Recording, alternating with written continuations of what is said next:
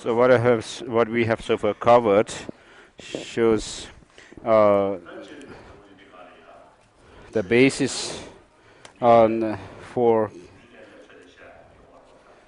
practicing the dharma, which means that of course when if you were an animal, then you couldn't have the chance to practice dharma. But as humans, we can. So with the help of our intelligence, we can develop faith and love, compassion, and therefore it is very important, this faculty of intelligence that we have to make judgments of what is right and wrong, and uh, carry on with the practice of the Dharma. But then even if you may be a human person where there is no, if there is no Dharma there, the teaching of the Buddha, you cannot practice the teaching of the Buddha himself. Therefore, it is taught that you should have a human life, which is qualified by the 8 leisure and the 10 endowments or freedom uh, resources. So while we have this body, even if someone may be a human being,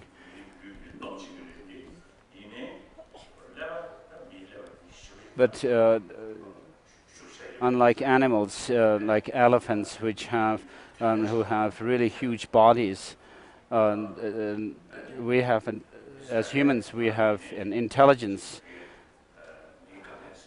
that can distinguish between what is right and wrong, and also to create the good conditions or to gain the good conditions for practicing the Dharma, and to avoid any hindrances and unfavorable conditions. So if you don't have this faculty of intelligence, then you cannot engage in these things.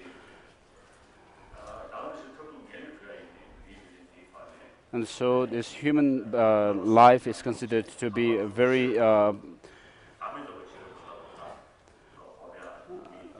full of potential for practicing the Dharma, even in making a living in this life, and also particularly here in terms of doing practices for attaining higher rebirth in the next life, and also for that of the nirvana.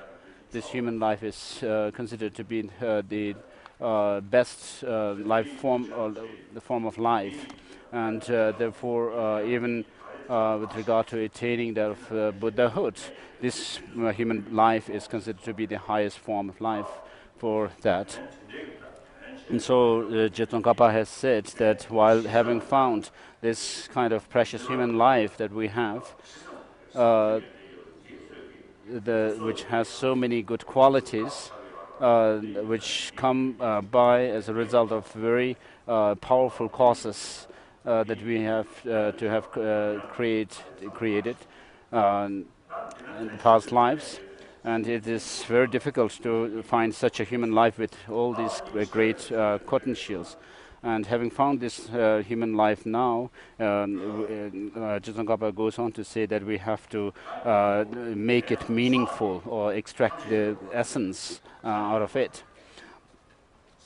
The essence or making it meaningful, the best way to make it meaningful is by attaining that of Buddhahood.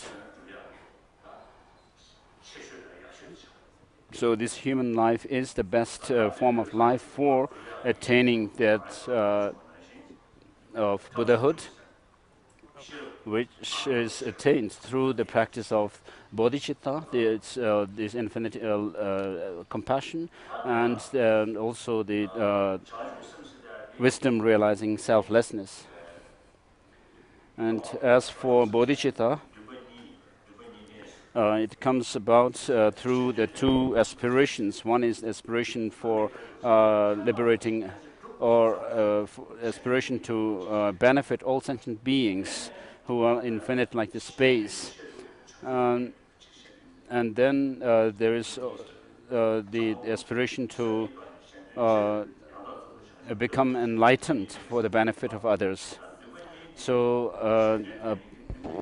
bodhicitta is this mind or the intention to become a Buddha for the benefit of all sentient beings. Therefore, it is qualified by these two aspirations: aspiration for others to liberate others, and aspiration for Buddhahood itself. Now, in order to understand that, in order to gain or attain Buddhahood, you have to have this understanding of selflessness.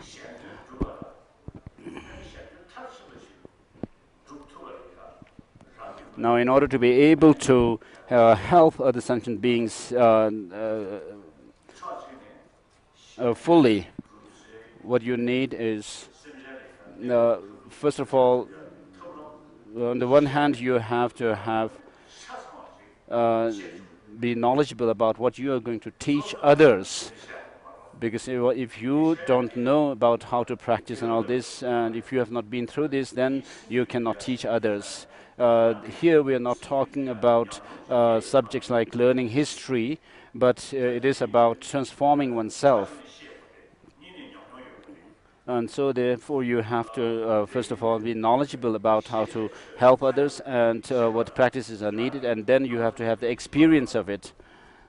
So in order to know everything as they are fully, you without attaining omniscience, you cannot see everything, and you cannot teach others. And secondly, sentient beings have various mental dispositions, and therefore without knowing their dispositions well, you cannot teach what is needed for them. And as it is said that if you teach emptiness to those who are not yet receptive to it, then it can cause them to lose faith.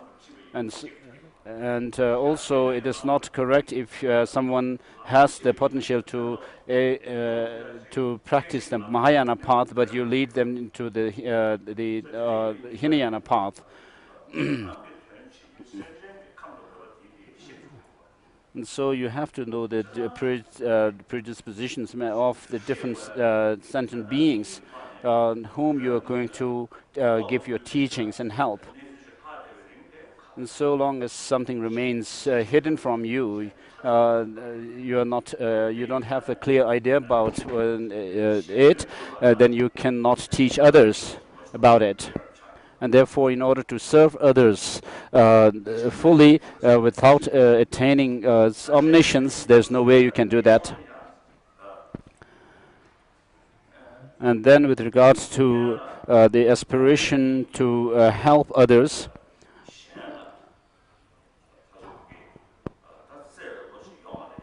so first of all, in order to have compassion or affection towards others, you have to feel them dear to your heart, to yourself. So usually we think how we go about in our life is that we wish goodness for someone who helps us, and whereas we wish someone who doesn't help us, who really harms us, to have suffering and other misfortunes. So first of all, you have to develop this attitude of seeing all sentient beings as attractive and pleasant to you. And therefore, you have to, in the cultivation of bodhicitta, there is one way, which is the sevenfold cause and effect instruction. And then there's a second way, which is that of equalizing and developing this attitude of equalizing and exchanging self with others. So you have to know that if you hold others more dear than yourself, there is a great benefit, whereas if you hold yourself more dear than others, then there is great disadvantage. And therefore you hold others to be dear to yourself.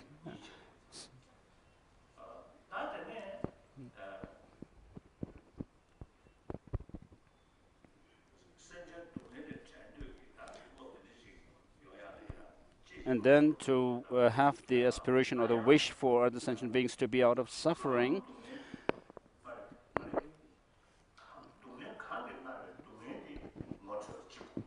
first of all, you have to know what suffering is. Suffering here doesn't only mean the painful, obvious, painful experiences that we go through, because this is even so the experiences that we usually consider as painful experience are called suffering of suffering. Uh,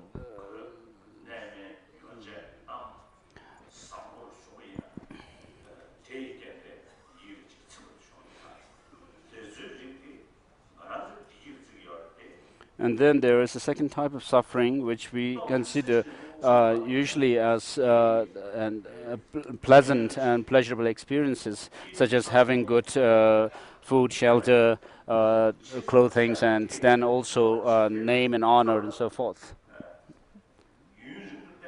So if you rely on them more and more, what happens is they turn into suffering. For example, if you buy a new car, in the beginning you'll find it really attractive. You'll be very, and then after 2 or 3 months, when you see another brand new car, you find your car to be rather old, and you are attracted to the new one. And so this first car that you bought 2 or 3 months ago seems like an annoyance to you sometimes. So in the beginning, there is some kind of satisfaction that you draw from the new car. But as time goes by, what happens is, after a while, that same car makes you rather uncomfortable, unhappy about it. And then similarly, it happens with our near and dear ones, friends. In the beginning, we become very friendly with them, but then after a while, we develop dislike towards them as well. And then when people, celebrities also may enjoy becoming famous through media and all that, but then when the media people chase after them too much, then it gives them displeasure, makes them unpleasant. And so similarly with your wealth, what happens is that you get more and more people deceiving you, coming after your wealth. Whereas if you don't have much wealth, then you will not have these false friends. So with wealth, a lot of preconceptions and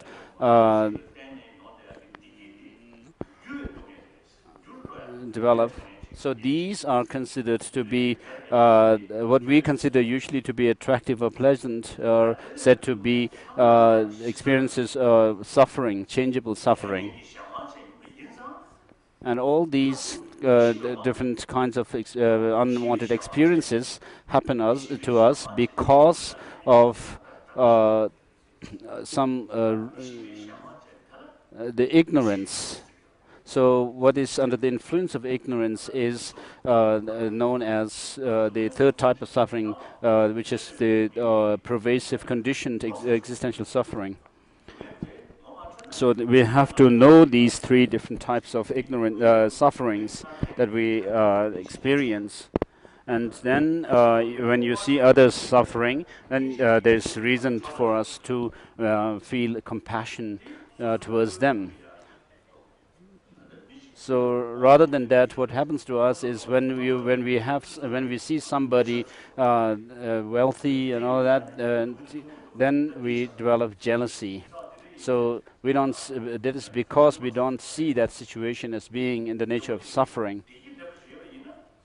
If this world were to be full of happiness, then we don't need to pursue liberation, nirvana. You can say, I'm happy here in this world, in this samsara. And then You don't need to check into what the ignorance is, how ignorance comes about, and what it brings about. And therefore, in order to see the shortcomings of samsara, the cycle of existence, you, you have to know that sentient beings who are in samsara are bound by these three types of sufferings, and therefore you will have the wish to lead them onto the liberation, and you want to be able to bear the suffering that they are undergoing.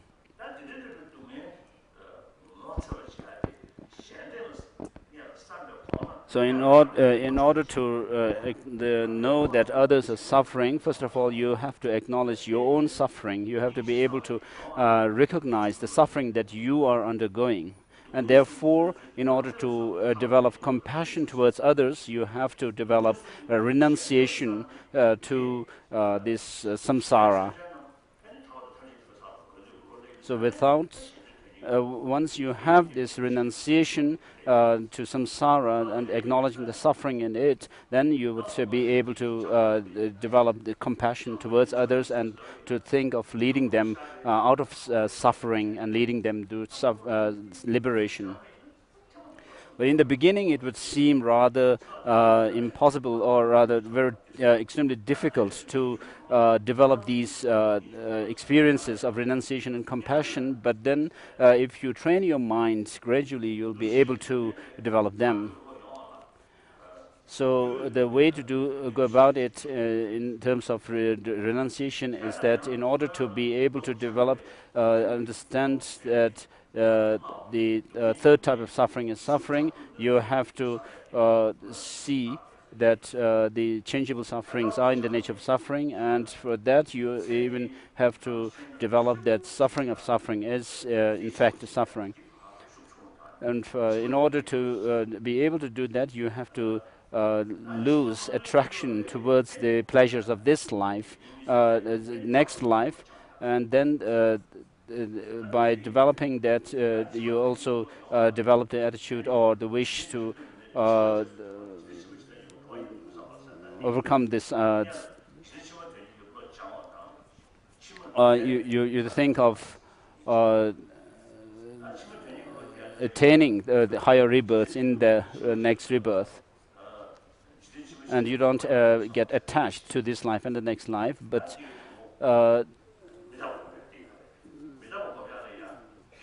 so you have to develop the attitude of attaining the wish to attain a higher rebirth, and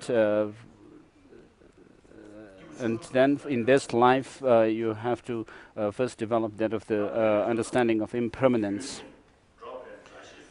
So this is the practice pertaining to the beings of small scope.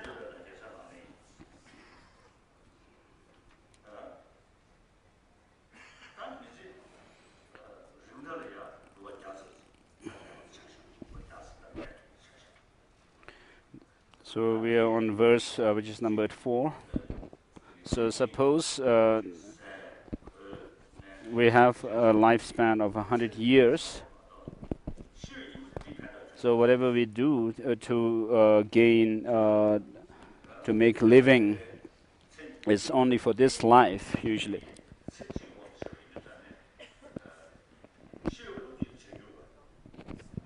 So whatever we do for this life only, we have to leave behind at the time of death. So since the time of our conception in the mother's womb,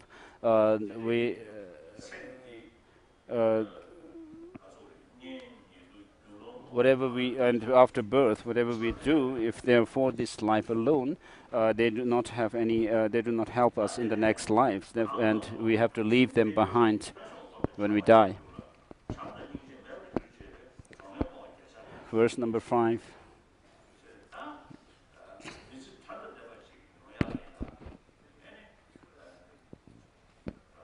In order to have a meaningful life, we can have influence from our good friends. For example, if we have friends who are really interested in pursuing their studies, and who do not want to misbehave, be immoral, then you would also be influenced by that friend, and you would also do the same. But if you have a bad friend who is taking to alcohol and drinking and tobacco and so forth, then that friend would also influence you as well. So unless you have your own keep your own integrity, you can be influenced by non-virtuous friends, evil friends. And what you have to, what this verse shows is that you have to be friend with those who are favorable to your own spiritual growth. And similarly, uh, you have to those who disturb you, hinder you from doing study, reflection, and meditation on the that of those practices which lead you to happiness in this life and the lasting happiness in the future. Uh, those kind of bad friends should be avoided.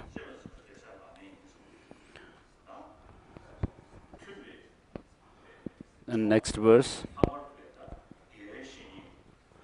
Uh, Favorable friends, especially your spiritual masters, you have to rely whom when you rely on them, your negativities will reduce and diminish, and then your positive qualities will grow like a waxing moon. So such a spiritual friend, a spiritual teacher uh, should be relied upon. So a teacher or a virtuous friend is uh, so how a student grows is dependent on the teacher, teacher's advice and so forth, and therefore the teacher. So here we are talking about a teacher in connection with the teaching of the Buddha. So a teacher here doesn't only mean someone who gives you knowledge, who imparts knowledge to you, but gives knowledge and advice for your internal transformation. And a teacher has to be such that, as Dromdenpa has said, a teacher must be able to give a teaching, which is very vast teaching, which shows scholarship. So when he explains to his students whatever practice and points the teacher is explaining, he has to be able to draw from all other practices and give a very broad view of the teaching. And then at the end of the teaching, all of the teaching must boil down to what is most beneficial to the students. Gendun Drop, the first Dalai Lama, the omniscient first Dalai Lama, has said,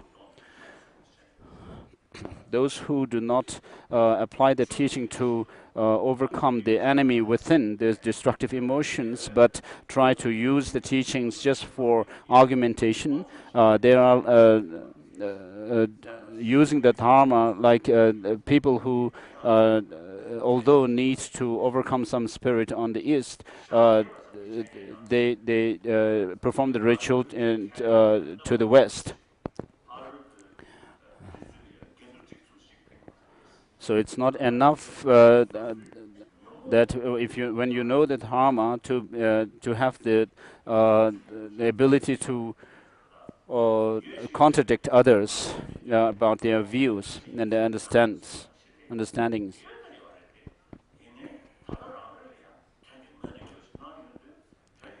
So things do appear as if it's exist from its own side, but that's not the way things are. So we have a very the way of looking at things or perceiving things which is not incompatible with the reality. Therefore, we have to contradict this kind of view after having studied the Dharma and counter such attitudes. And at the end of the giving the teaching, the teacher has to make the teaching very beneficial to the students. So this is, of course, there are many different interpretations of these words by Dromtempa, but I think this is what I have explained is a good one. So with regard to the Dharma, you have to preserve the Dharma and promote it through study, reflection, and meditation. And so, being a scholar, you uphold the Dharma, the teachings, and then through your experience, you uphold that of the realization of Dharma. So, with regard to the spiritual friends, the Dharma teachers or spiritual friends, there are many different characteristic features or defining features of a spiritual master according to the Vinaya up to the Tantrayana. Around 20 years ago, I met some Chinese who told me that there were some Tibetans coming to mainland China giving teachings, and then in the beginning they appeared to be teachers, but then as time went by, eventually what they found was that these Dharma teachers, who were called themselves Dharma Rajas, king of Dharmas, were in China just seeking women and money. So they asked me what I could do to tell them. So I told them that there's nothing I can do individually from here, but then you have to check that person who comes to you saying that they are teachers. And there are many different qualifications of a teacher that are set in different texts. And you have to spy on them and then find out who the person really is. And when the person really shows all the qualities of a teacher, then you should rely on him and as a spiritual teacher. And Satya Pandita also has said that we consider the worldly things as very important in our life, which is only for this life, whereas the Dharma is considered to be very unimportant. People don't even value it as like a bone that is given to the food of the dogs.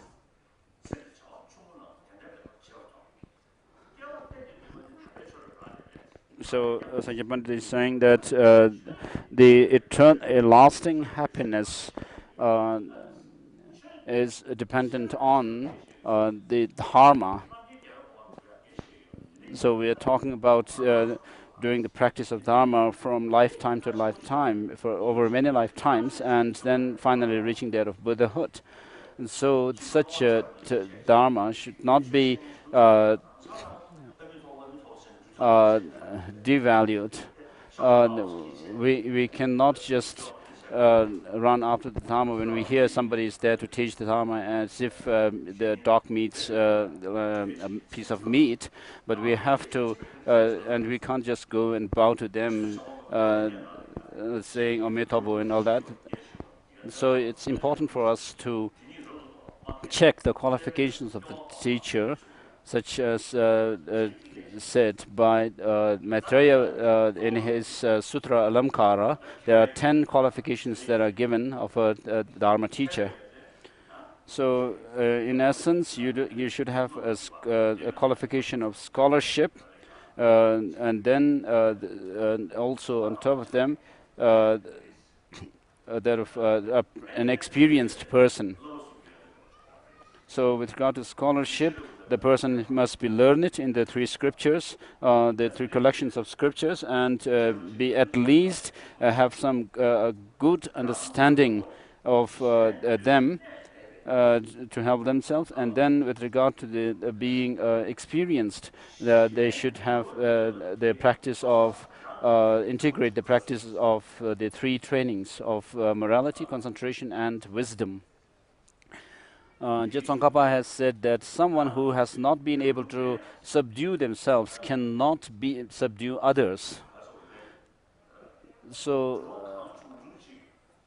and in terms of subduing others, it is not enough to just call themselves to have some kind of experience of small bits of experiences here and there. But one should know the means to subdue others in accordance with the overall teaching of the Dharma of the Buddha.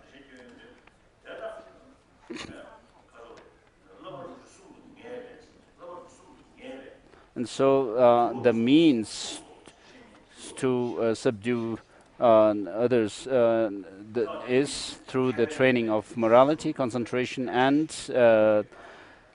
wisdom. So this is said in Lama Tsongkhapa's great treatise on the stages of the path, when he comments on the verse from Sutra Alamkara. So today we have false lamas, so we have to be careful.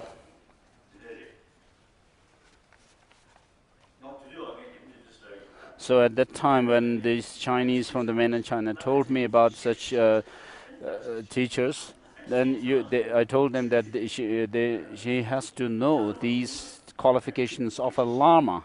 And then if you have some doubt about the person, then you have to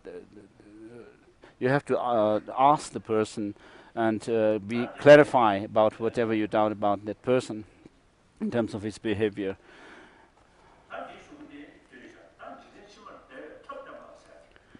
And then next comes that of the practice or the methods of attaining happiness or well-being in the next lives. And then the suffering of the lower realms is taught later.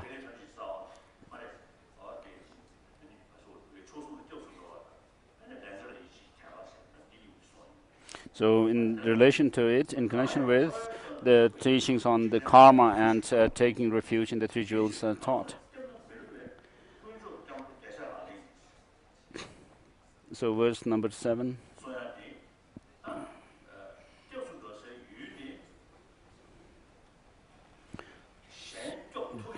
Those who we take refuge should be the ones who can actually save us.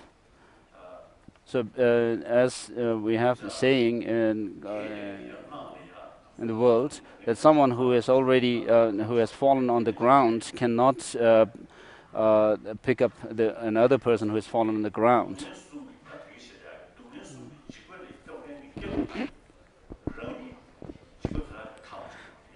So someone who is supposed to be refuge for others who are fallen in three types of sufferings should be free from out of these sufferings.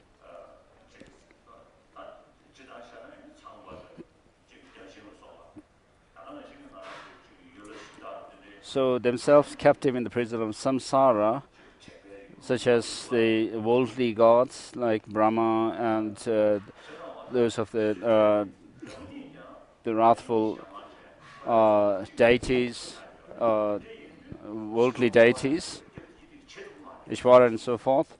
So these cannot save you from the samsara.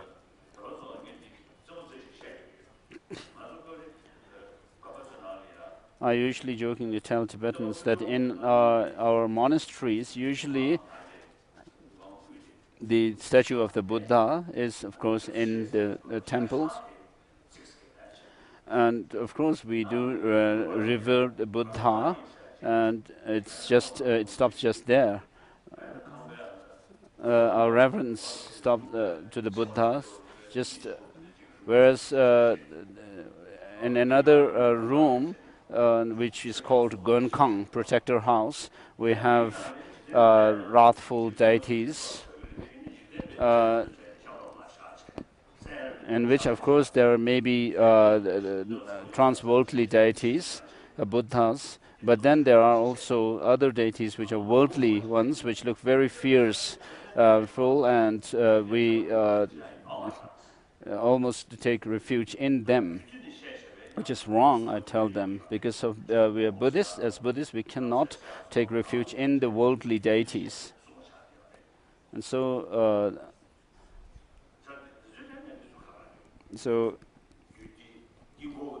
the protected deities that come in the mandalas of the Tantra, of course, are all beyond the world, transworldly.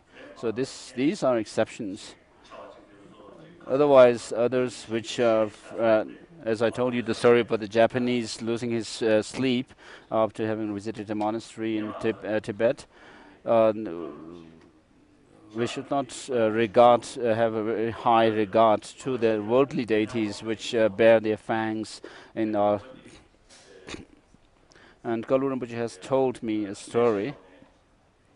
He visited a monastery, and there was a monk who guided people in the temple, and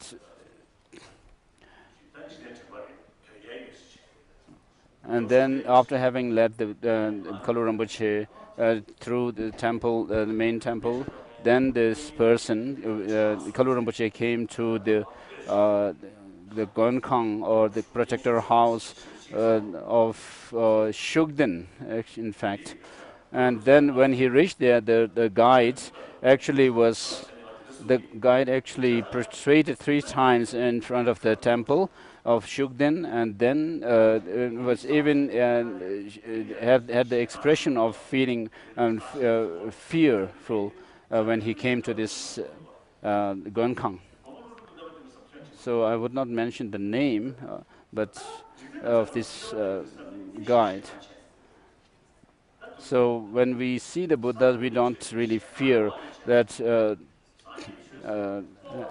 Whereas when we are near the protector rooms, these wrathful-looking protector, then we feel we feel frightened.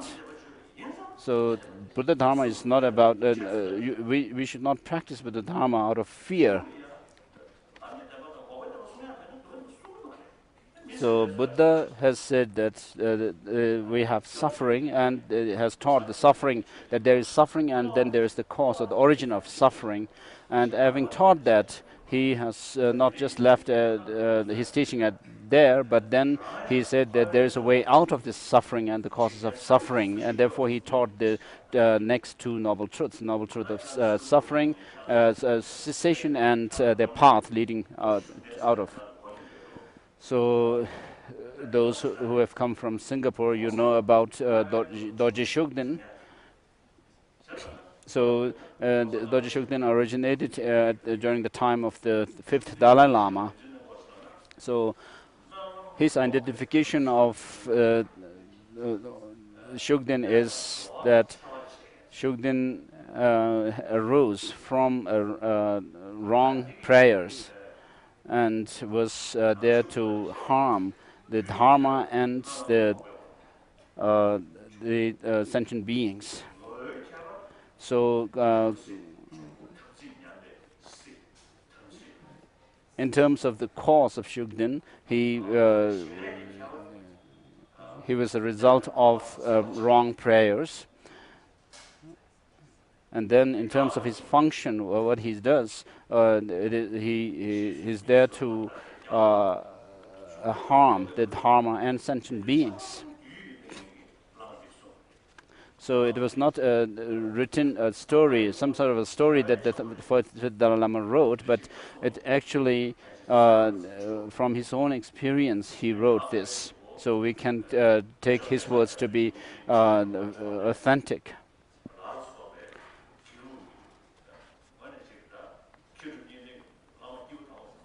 And then after the fifth Dalai Lama, the seventh Dalai Lama's teachers also have said that Shugden was not a Dharma protector as such, but he arose from the wrong prayers. And of course, in the Sakya school, there was a time when Sakya teachers also propitiated this Shugden. They didn't do it relying on him as a refuge, but he was just considered as a worldly spirit. And later on, what happened was within the Geluk system, people started raising the status of Doji Shugden, and even to the point that they said that he was the protector of the teaching of Tsongkhapa, the Geluk tradition. So how that happened was during the 13th Dalai Lama's time. Of course, he was very he objected to the practice of Shugden very much. But after his passing, after his death, then people started raising the status of Shugden. So of course, I also did propitiate Shugden in the beginning, but then I left it afterwards. So amongst the Singapore people who have come here, if there are anybody who propitiates Shugden, you should not do it. So you should not fear Shugden harming you or anything like that, but you can rely on Lama Tsongkhapa's Tsongkhapa's texts,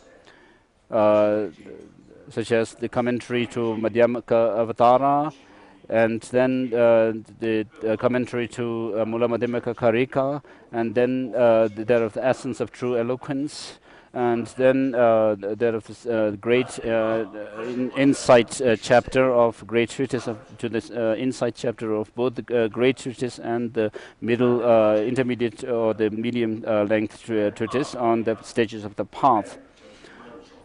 And then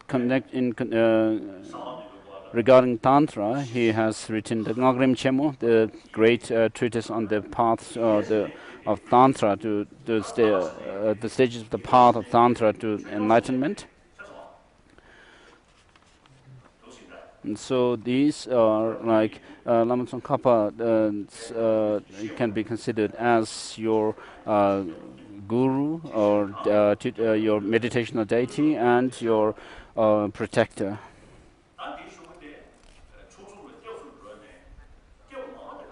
So after having taken refuge in the three jewels, Buddha, Dharma and Sangha, what the actual refuge is that of cessation, the true cessation and true path. Now in order to be able to experience them, you have to start from now to avoid doing negative actions and cultivating the positive ones. So this must be done from now on.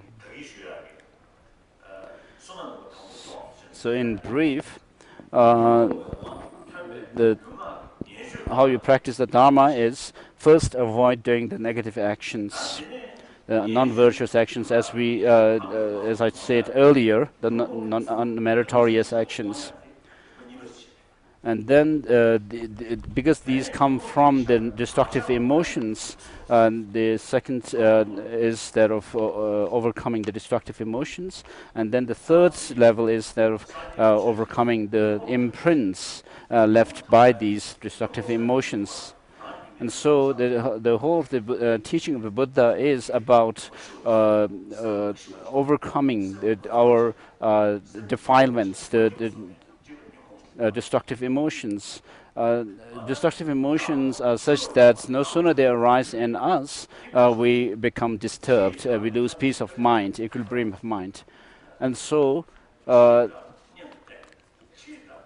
when in the practice of Dharma, the people outside, whom we usually consider as enemies, are not real enemies, but the real enemy is inside us. Those who provoke anger in us are even taught as said to be looked upon.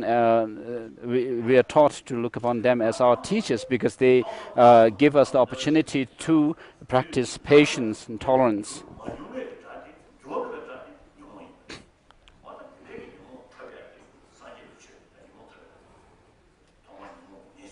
So we have to make it the primary point in our practice to overcome these destructive emotions within us.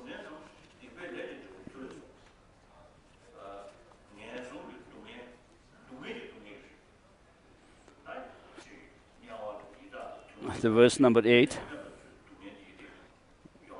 So the sufferings of the lower realms of existence, such as animal realm, breatha realm, and the hell realm, are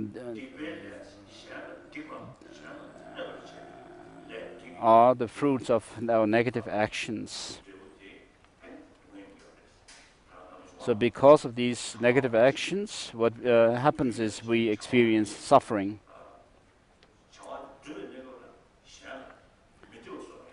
So at the causal level, when we do something which causes harm to others, what happens is, as a result of that, we suffer. On the other hand, if we create some cause which bring about happiness in others, the result of that will be happiness for us.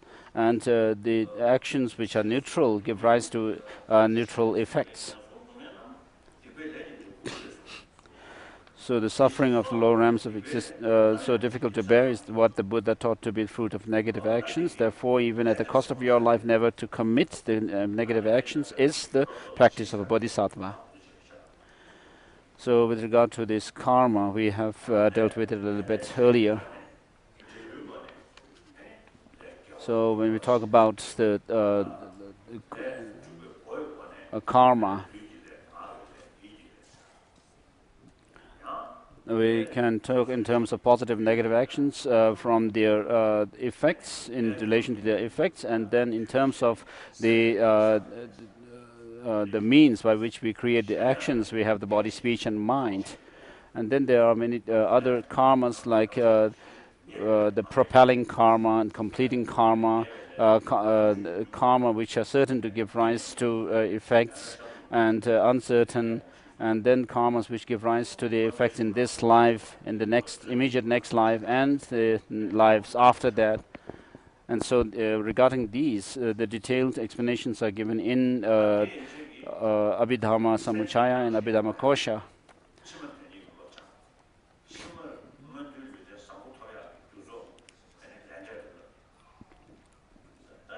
So what this shows is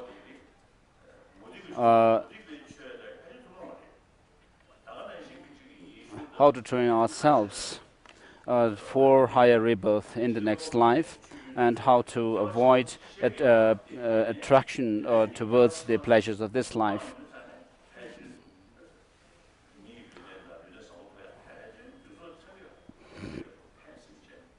So even in the case of the theistic religions, which teach talk about only one life, of course, they teach the practice of morality, ethics, to be kind to others, loving, and so forth. So when you practice all these things, you are actually creating the causes for a good rebirth in the next life, whether it is taught in the teachings or not. So whether in Asia or Africa or Latin America, Australia, New Zealand, in any country, wherever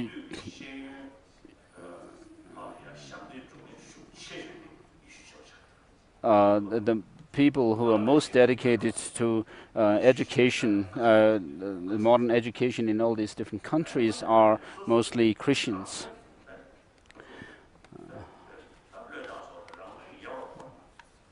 And then there are those who dedicate themselves to for the poor and needy ones, being selfless. They go to the poorest places in the different countries and set up schools and the healthcare centers and so forth. So there's most of them are Christians. Among there are very few Buddhist monks who do these things. To be frank, I was in Thailand one time, and the leader of the Buddhist Sangha, there was a very good person, and I have talked with him, and I said that the Christian practitioners, brothers and sisters, doing so much for the welfare of others in society, but then we need to do something about it.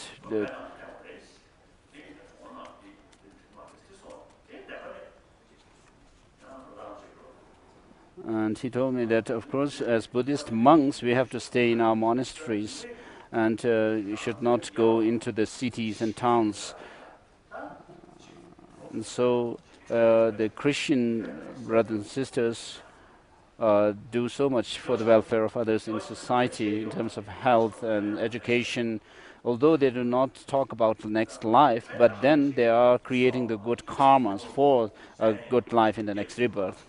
And similarly, uh, teachings on being honest, not stealing, and not being greedy, and all these are common to all the major religious traditions.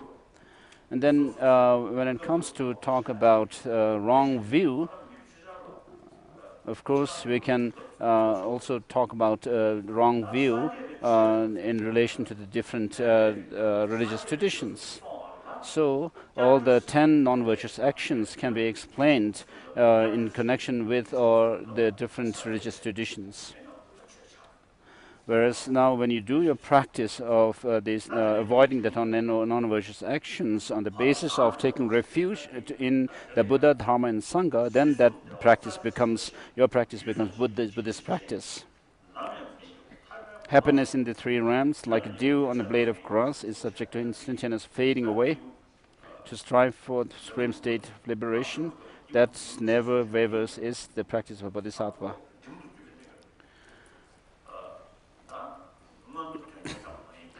Now here we come to the point in the context of Lamrim.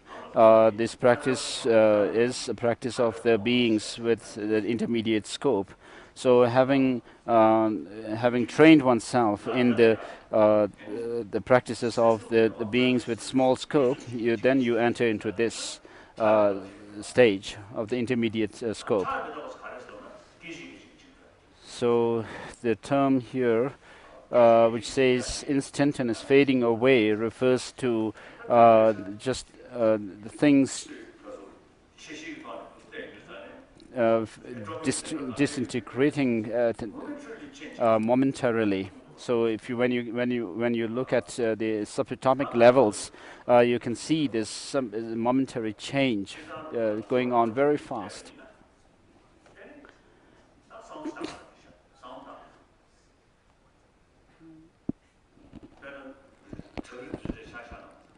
Now we have to think about this momentary change. For example, in the case of these mountains that we see, the mountains are there, they have been there for thousands of years. The changes happen in the mountains very slowly, gradually, and after some generations, then we can see big changes have happened. So the shapes and the size and colors and so forth of the mountains can be seen. An obvious change can be seen over time, like Himalayas, which are said to be very young mountain ranges. So the obvious change that we see over a period of certain generations of human beings cannot happen only in just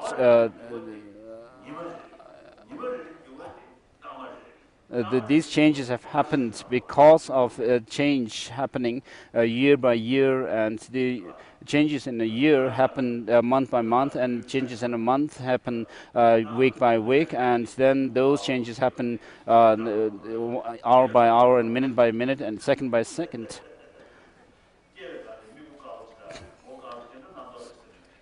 So that's, and in the case of human beings, we were not born bald. I was not born bald, but then and then also when you grow gray hair, the gray hair was not there when you were born, but then this happens due to change. If a child were born rather bald or with gray hair, then that would be considered as a bad omen. And so these changes that we see with our eyes happen because of this momentary, subtle momentary changes that are happening in the things. And then the changes which we see with our eyes, the obvious changes are said to be the gross level of change or impermanence.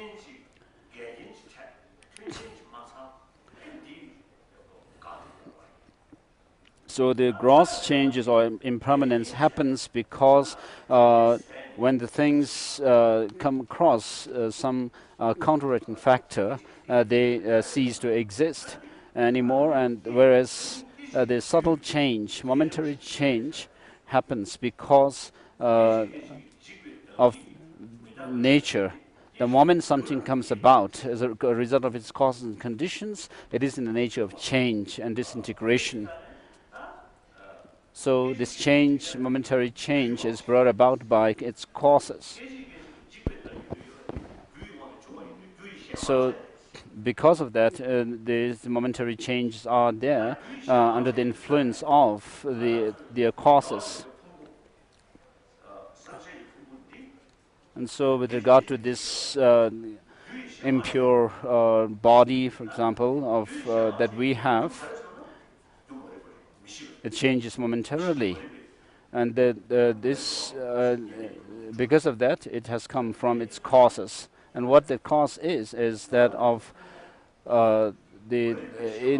ignorance. So because this body that we have is a result of our ignorance, it's not something good, is it? So it's so when you think about it, you find it that it's quite intriguing, doesn't it?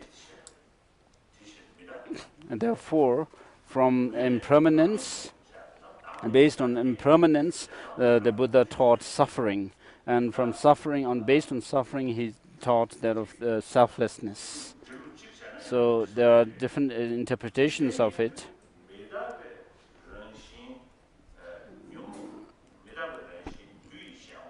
The destructive emotions which are in the nature of change and impermanence, and which has given rise to our contaminated aggregates, are not something which we should think of, we should feel possessive about. So if these aggregates, the contaminated aggregates, were due to our ignorance, and if there's nothing we can do about it, then of course we don't have to think further. But then,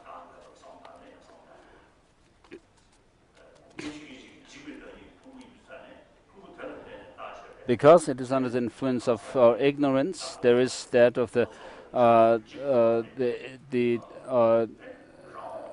grasping at a self,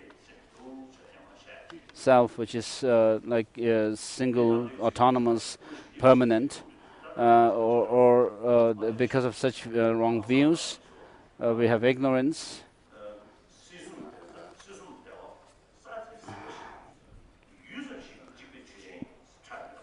So this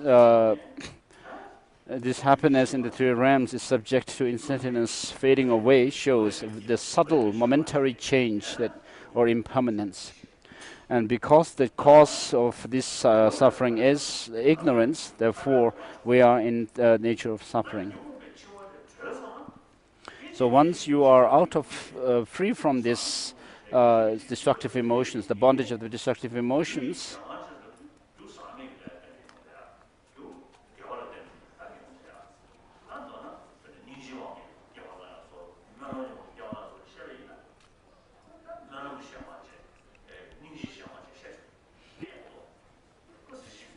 so although this life may be under the influence of ignorance, but then there may be occasions where some beings can take rebirth out of compassion.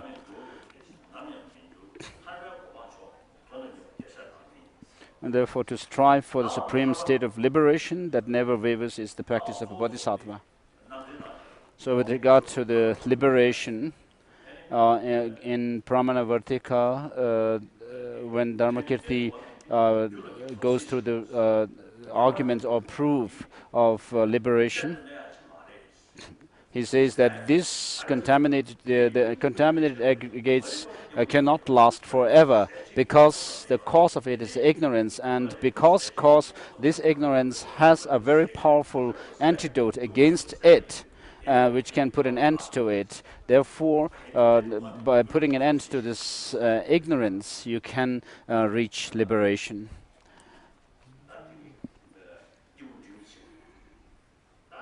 So this shows the path of the beings of intermediate scope. So since ignorance is the root of samsara, going in the rounds of samsara, then the wisdom realizing, which realizes selflessness directly, goes against that ignorance, cuts that root.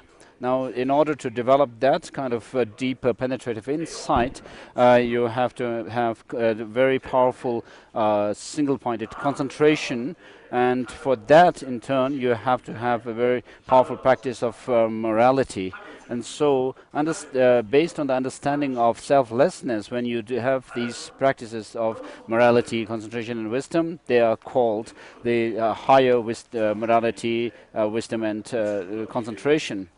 So, because the mere practice of morality, concentration, and concentration are there in the non-Buddhist traditions as well. The Hindus have these practices. And also the wisdom is there within the other religious traditions as well. And because in the context of Buddhist practice, we have to have the understanding of emptiness or selflessness, these practices of morality, concentration, and wisdom are termed as higher, qualified by this term higher.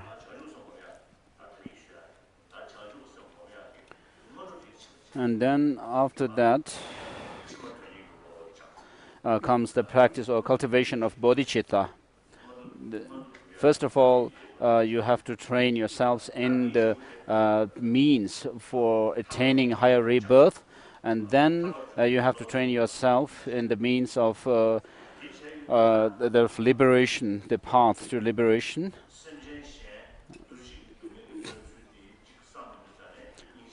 And having developed that, then when you think about the sufferings of other sentient beings, suffering in the sense of the deeper suffering, the third type of suffering, the existential suffering, then you wish that they be out of this kind of suffering, because this suffering is rooted in ignorance.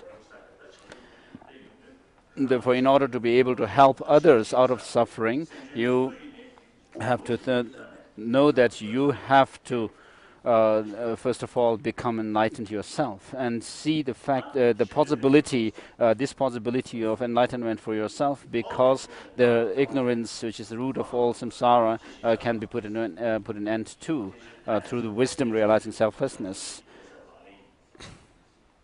And from the beginningless time, your mothers have cherished you. If they now suffer, what good is your own happiness? So by practicing the three, cultivating the three trainings, And if you reach enlightenment yourself, of course you are just one single individual, but the rest of the sentient beings still remain. Suppose you were amongst a group of people who were starving to death, but then you have some food to eat, and if you take this food while sitting amongst others who are starving to death, it would be really immoral, isn't it? So it would be better to share the food that you have with these people who are around you, who are starving to death. So similarly, while other sentient beings, the mother sentient beings, are still suffering in samsara, and if you think only to liberate yourself alone, that would not be correct.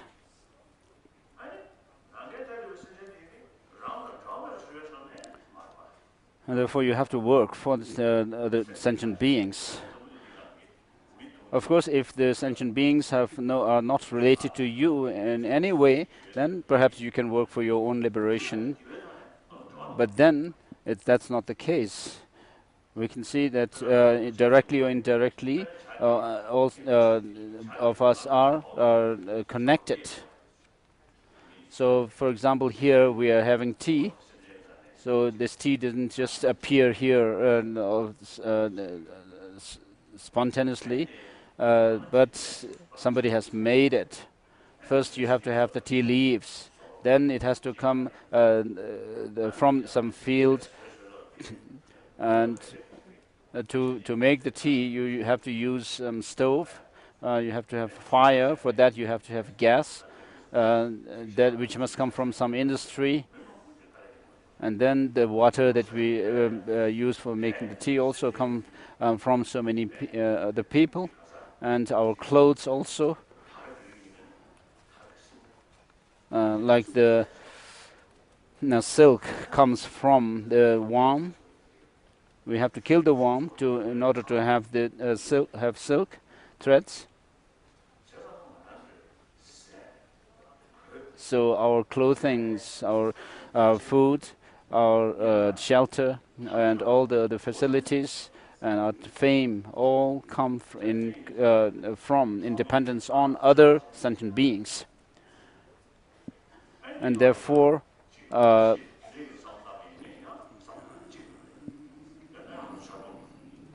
you can also think about other sentient beings having been one's mother and as well. Let's have tea.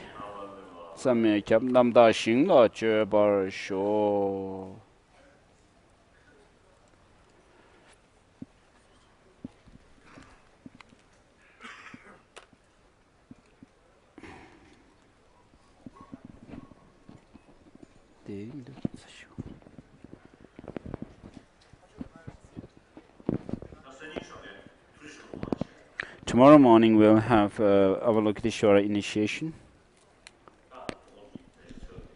So I hope we'll be able to finish this text today.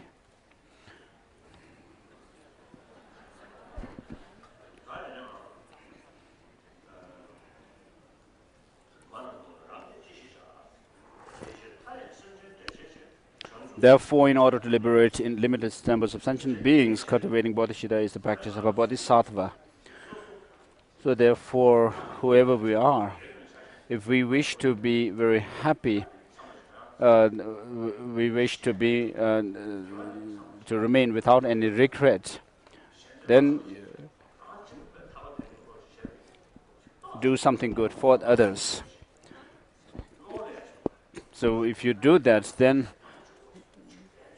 you'll have some kind of a confidence, the courage. Whereas if you only think about yourself, if you remain self-centered, then there's nothing really like that.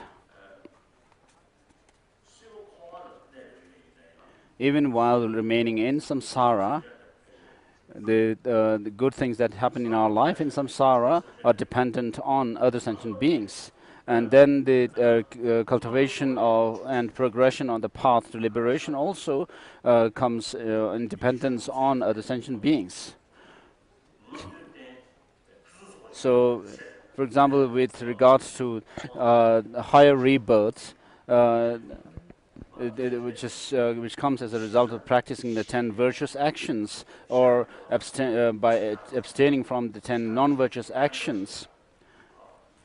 So even in terms of this, the morality of keeping from the 10 non-virtuous actions, you can practice them in relation to others, not harming others, not and doing things which help others. Then you will have goodness, happiness. You'll have long life. You'll have power, authority, and all this. So all the things that good things that happen to us in our life are dependent on others, even in this life and in the next lives. For the higher rebirth, and also happens in connection with other sentient beings, dependent on other sentient beings, and this liberation or nirvana that we talk about comes as a result of practicing the three trainings: higher morality, concentration, and wisdom. So these practices are done in connection with other sentient beings. So you see that there is some disadvantage of doing this and that bad thing, and therefore you avoid doing them. And when you avoid them, you have to take others in consideration and avoid harming others. And therefore, since there is there are others in relation to whom you avoid doing bad things, you are dependent on your practice of virtue is dependent on others. And so the practice of morality, of course, is very obvious that it has to be done in relation to others. Concentration, I don't know, and wisdom. And then the practice of love or loving kindness has to be done in connection with other sentient beings, because you have to feel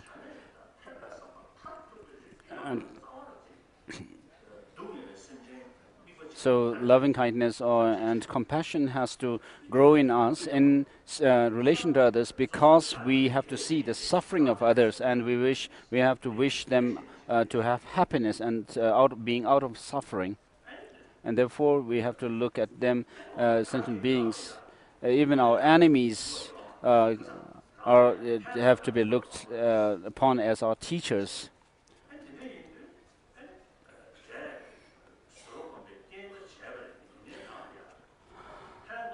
Of course, you can say that, you can argue that the enemy helps you perhaps to practice patience. But then the enemy doesn't have the intention to help us. That's why should I work for them, for him or her? So in the practice of patience and in the practice of Dharma, you don't have to worry about whether the other person has the intention to help you or be good to you or not. But because you help yourself to finally gain liberation, you have to help yourself and practice patience with others. And if you were to say that something doesn't help you, or have the intention to help you, and say that you should not think of others being out of suffering and so forth, then you can also be argued. The argument can be against you would be like. The liberation, nirvana, which you aspire so much to attain, doesn't have any thought or intention to help you at all, but still you want it. And therefore, Guide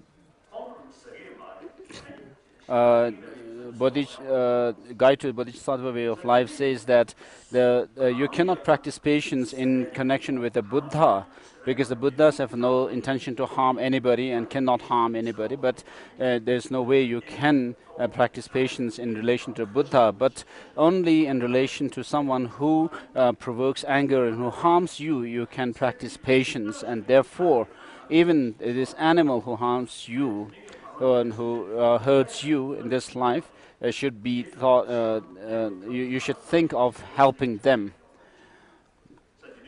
because of helping you to practice patience. And so,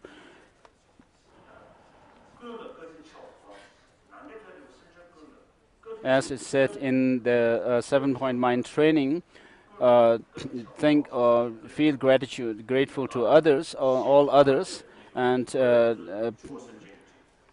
take all blame upon oneself. So all the goodness that happened to us in this life, and all the realizations that we develop, and all the ultimate goal of enlightenment, all these happen in dependence on other sentient beings. So unless you can hold others more dear than yourself, and you cannot reach enlightenment. So instead, if you hold others more dear than yourself and forsake your own well-being and happiness, then the result and the end result would be that you will reach enlightenment. And so while dedicating totally for the well-being of others, and to think of, while you think of becoming a Buddha, your own interest is all fulfilled as byproduct.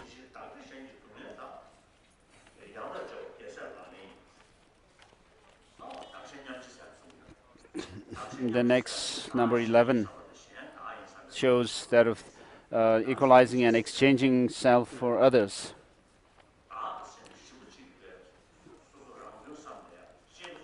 So equalizing self for others doesn't mean that you change yourself with others, exchange yourself with others. What it's saying is, usually we'd rather remain indifferent to others, but this has to be changed. Whereas you also disregard the others' well-being, here you are taught to disregard your own well-being and hold others more dear than yourself. Everyone, yourself and others are equal in that you don't want suffering, but you want happiness. So just as you can attain that of liberation and overcome all suffering, the others also can do that. The difference between you and others is that you are only a single individual, only one person, whereas others are numberless. And secondly, the more you think about others' well-being, you profit. The more you remain self-centered, the more you suffer. So I say that all of us have selfish attitude, are selfish. If you wish to be selfish, you have to be wise. Be selfish wisely. You should not be selfish foolishly. So why that is so is all the happiness, the well-beings, and the profits that you draw, temporary and the ultimate, come from this. And even the unfavorable conditions turn into blessings. So they also, this kind of attitude turned even the unfavorable conditions into favorable conditions.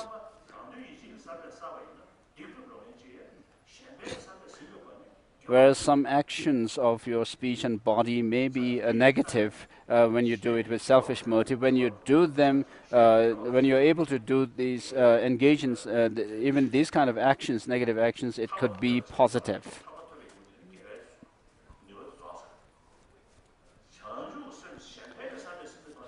So if you only think of becoming enlightened for yourself alone, then when you reach that goal of nirvana, then the result is all attained, and that's the end of that motivation, the end result of that motivation. Whereas, so it stops there. Whereas if you do something good with the motivation of Buddhahood, to attain Buddhahood for the benefit of all sentient beings, then the result is limitless. Even after becoming a Buddha, it keeps on, continues. And if you do some good just for some goodness in this life, once you attain that result, that is all. And similarly, this is similar to. Similarly, it is the case with the good things that you do to attain high rebirth, like that of a god in the godly realm and so forth. The result, once you are born there, the result ends there.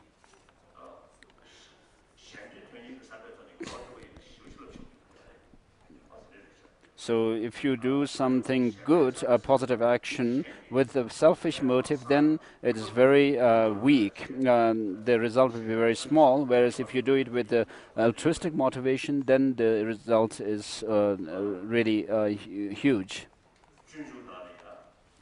So in short, Bodhisattva Charyavatara says that all sufferings in samsara come from self-centeredness, and all happiness in the world comes from wishing others to be happy. And then Shantideva goes on to say that what need is there to say more. Look at the difference between the Buddhas and this, other sentient beings. The Buddhas having dedicated themselves for the well-being of others, and the others who are still remained in samsara out of selfish motive.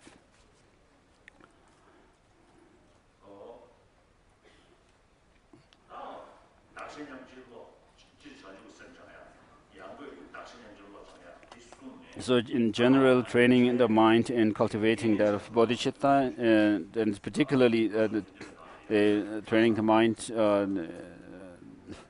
in the equalizing and exchanging self for others. As it is said in the 7-point mind training, all the unfavorable conditions of this degenerate age may be transformed into the path of path of enlightenment. So the 5 degenerations are those of the degeneration of lifespan and afflictions and so forth. As long as he doesn't remember them all.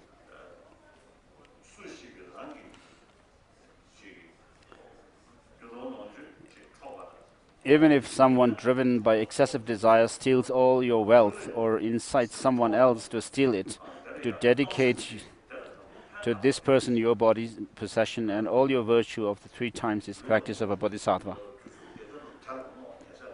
So without feeling any sense of anger or anything like that towards someone who does all these bad things to you, is the practice of bodhisattva. So Geshe Tongme Sangpo, the author of this text, was one time went to a place to give teachings, and after having given the teaching, he received lots of offerings from the people, and he was returning from the place to his home, and on his way to home, he met some bandits, and then the bandits must have known that he made so much wealth. And Tongme Sangpo said that gave everything that he has, and then told the bandits that you can take everything that I have. And then the bandits were leaving to the opposite direction where Tongme Sangpo had come from, towards the village. And then after a while, Tongme Sangpo turned back and talked to them that they should not go that direction, because the people might know that you robbed me, and therefore they might beat you up. And so there's danger that you may be beaten up by the villagers. And Geshe Tongme Sangpo told the bandits that they should take another route to avoid being beaten up by the villagers.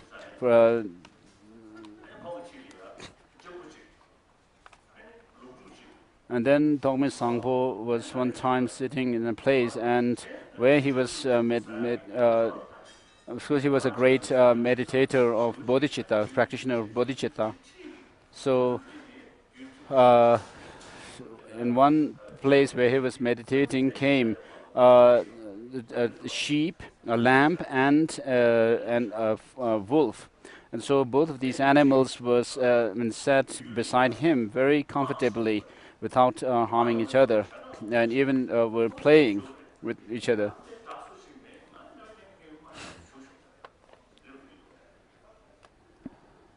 And then there's also a story that he was at one time in a place where there was some battle going on, and then people were running away from the place. And he said he didn't have anybody to fear because he has not harmed anybody. And I met one monk, an abbot of Tabo Monastery, and in his room. He had a cabinet, and his cabinet was not locked. And I told him, your cabinet was not locked, so don't you have anything to lose? And he said, nothing. And then I met him recently in Jispa and asked him if if his cabinet needed any locks now, and he said, no, not at all. So this is very good.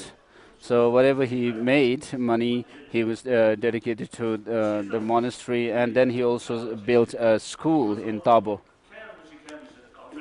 So all the villagers around the all the villagers around the monastery were very friendly with him. They all call him Khen Rinpoche, the precious abbot.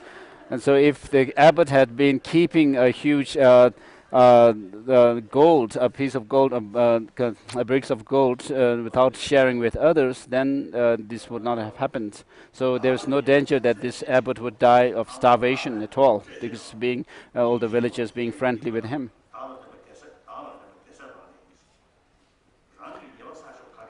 If someone cuts off your head, even when you have not done the slightest wrong, through the power of compassion to take this misdeed upon yourself is the practice of a Bodhisattva.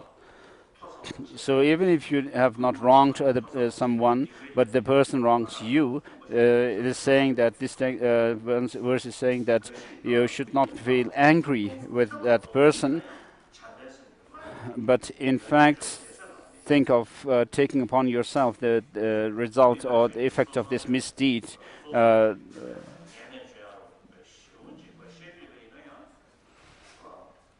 Should someone slander you in a billion words, with a loving heart, to proclaim his qualities, good qualities in return, is the practice of a bodhisattva. In the middle of the crowds of people, someone reveals your hidden faults and abuses you for them. To see him as a spiritual friend and bow with respect is the practice of a bodhisattva. So if you were in a crowd and then someone digs your faults, you should not feel unhappy and angry, but be respectful to the person. Perhaps it was Geshe Langri Thangpa, one of the Kadam masters. During his time, there was another master, Sharawa. So they were known as the duo masters of Kadam, the Langshar duo. So one time, there was a person who asked a woman who has given birth to a child, and this person sent the woman to Geshe Thangpa to tell him that this was his child. And so the women went there and said went to Langri Thangpa and said, "This is your child, please take him." And Langri Thangpa just took him. And then next time, the woman came back to Geshe Thangpa and said, "I was mistaken. please give me back my child. And Geshe-la Tangpa said nothing, but gave back her child. So he was respectful in both times.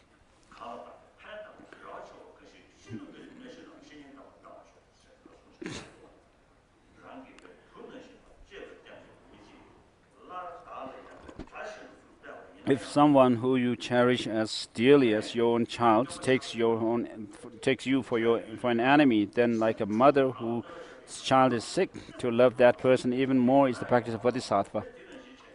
So if a mother had an only child, that she would be really love that person, that child, and so even the child may go mad and beat the mother won't feel unhappy with the child. Its behavior. So likewise, this verse is teaching us to act like that. In the next verse, even if someone will wrong you unreasonably, then you have to consider that person as a guru. So practicing Dharma in general and in particular cultivating bodhicitta, there is always a danger that when you are too poor, there is too poor or too rich, then there is danger of losing the courage to practice bodhicitta, to cultivate bodhicitta.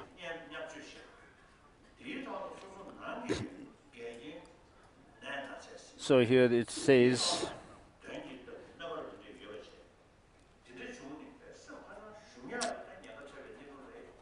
yeah.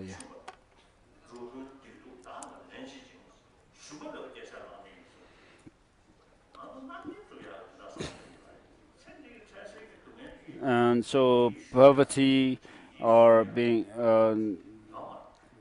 acute illness and possessive of evil spirits, these could be conditions to weaken your practice of bodhicitta. So take upon yourself the negativities and sufferings of every being and never to get discouraged is the practice of a bodhisattva.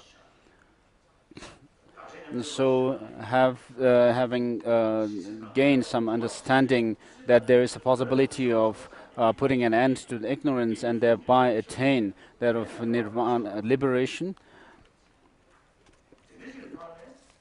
And then if you could combine it with the attitude of equalizing and exchanging oneself with others, then you can think of reaching that of ultimate enlightenment of Buddhahood.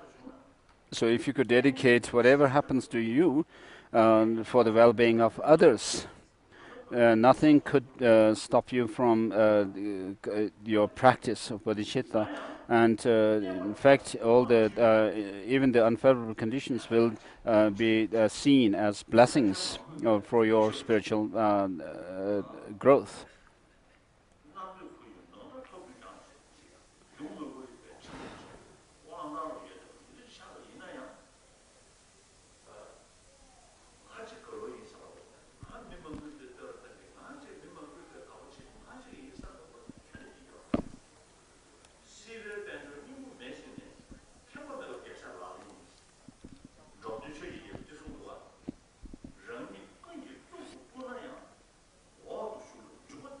Though famous and prominent, someone to whom others bow. So Dom Tempa has said that even if some people may revere you, place you highly, but you have to, in your heart of heart, you have to hold yourself lowly.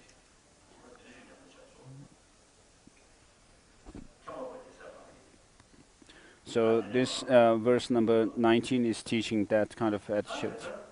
Without having any kind of arrogance.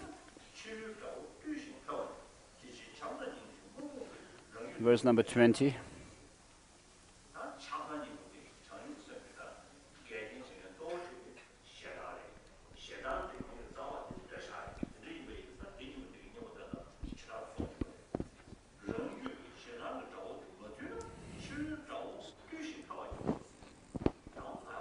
So unless you are able to conquer the enemies within, which are those of the attachment and anger, there's no way you can conquer the enemies outside.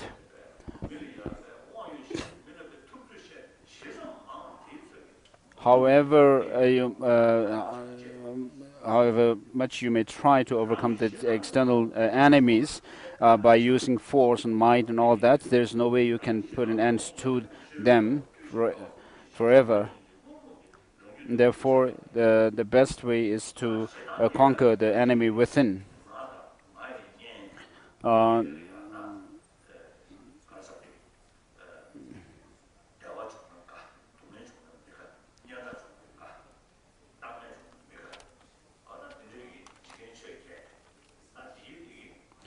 So being obsessed with the eight worldly concerns of not being happy when you are scorned by others, or being happy when you are praised, and being happy when you are happy, when you gain offerings, and unhappy when you don't gain them, and so forth.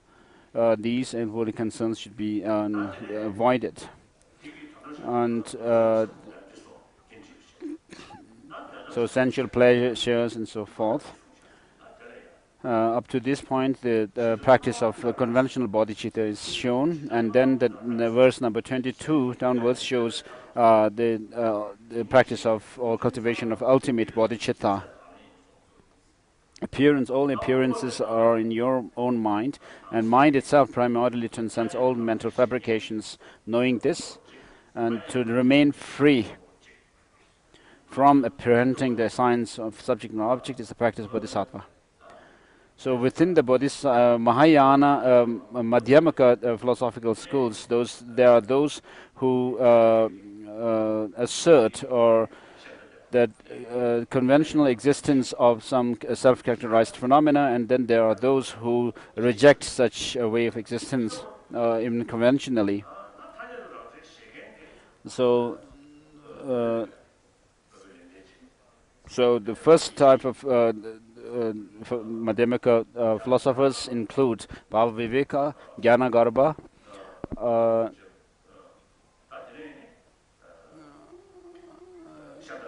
and Chandarakshita, Kamalashila. So these masters accept some self-characterized phenomena conventionally.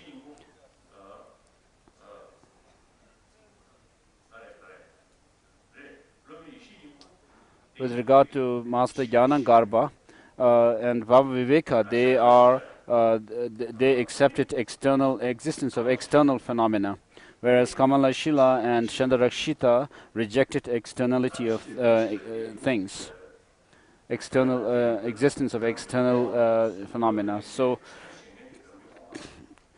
these masters were termed as the Savatantrika Madhyamaka philosophers. So the upper and lower Savatantrika Madhyamaka philosophers, within them the Bhava Viveka and Jnana Garbha comes into the category of upper Savatantrika Madhyamaka philosopher, and then the lower ones include Chandarakshita and Kamalashila, who accept their philosophy in accordance with the Chittamatra philosophy as well.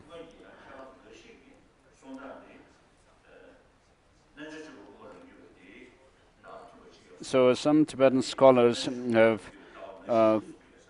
commented on the Madhyamaka philosophy in accordance with the Chittamatra or Yogacara Savatantrika Madhyamaka philosophy. So this text seems to be doing that.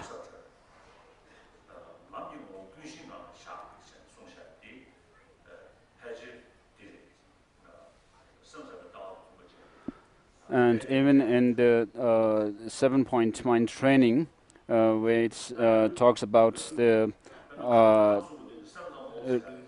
leave everything in the nature of the alaya, seems to be referring to the Chittamatra philosophy.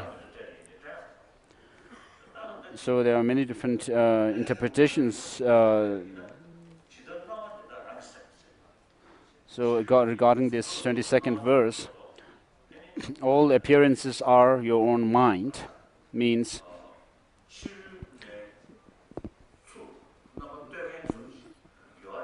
there is some kind of appearance that things have some externality, but they appear like that because of some imprints were left from the past on our mind, which manifest. And so the object that you see and the mind which sees it, the subject and the object, they come from the same seed, uh, which was left on the imprint on the mind stream, and therefore the things are devoid of this duality of subject and object. So therefore, all the appearances are merely the mind, your own mind, which manifests in these different multiplicity of things. And then the mind itself primarily transcends all fabrications.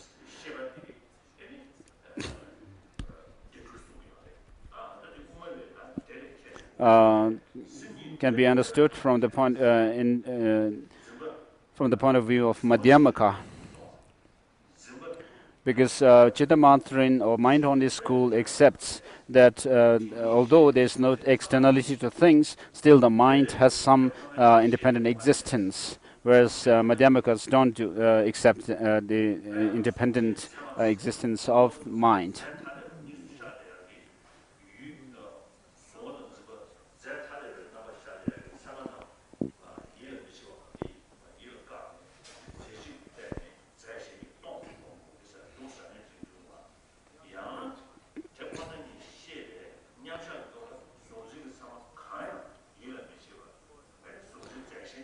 So here it can be this second line can be understood in terms of the mind which is totally absorbed in emptiness, and from its perspective there is no duality of subject and object.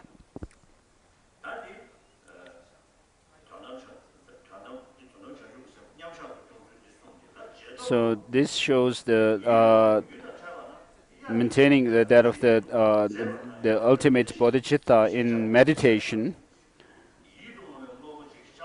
And then the next line, knowing this and to remain free from apprehending the signs of subject and object, refers to the cultivation or the practice of experience of this ultimate bodhicitta during the post-meditation session.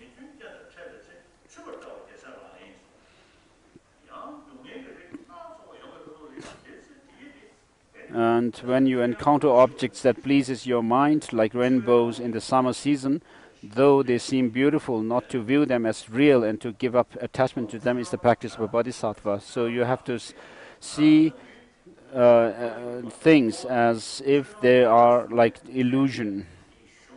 What happens to us because of our attachment or grasping at some kind of true existence in things, because although they are like illusion, we don't see them like that, and therefore we have all kinds of unwanted experiences.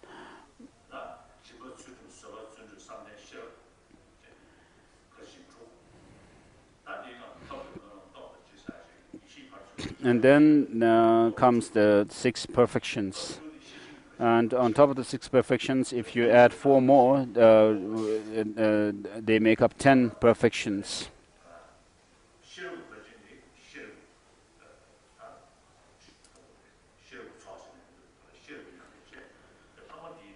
So the perfection of wisdom is refers to that the practice or cultivation of wisdom, and then the other 5 perfections get their name because of this, as the perfection of wisdom. So with regard to the practice of the 6 perfections of bodhisattvas, you have to study the ornament of Mahayana Sutra, Sutra Alamkara, Mahayana Sutra Alamkara.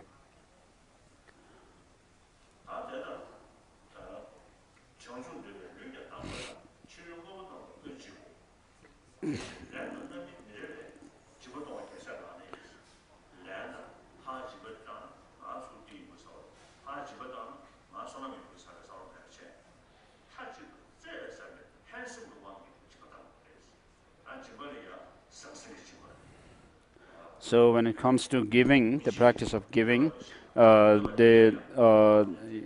without having any regard for some kind of a return that you may get from by giving someone some gift, you have to give totally without any selfish motive. And there's also the generosity of love. Uh,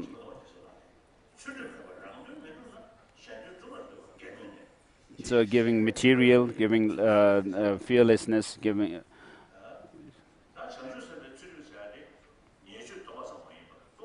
So, and with regard to Bodhisattva practice of morality, it's not only abstaining from non-virtuous actions, misdeeds, but be dedicating whatever one has, one's body, speech, and mind, everything, and all the virtues for the other sentient beings, without having any.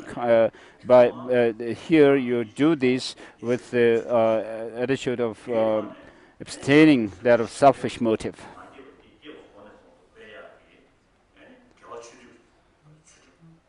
And so there's the discipline, and then there's the abstaining from the immorality, from morality, and then cultivating the virtue. So within the Bodhisattva discipline or morality, there are three of them. The third one is that of morality of serving others, such as educating others and helping poor, sick people, and showing ways to people who have lost their ways, and so forth. So there are these many different practices of morality of bodhisattvas. Verse number 27.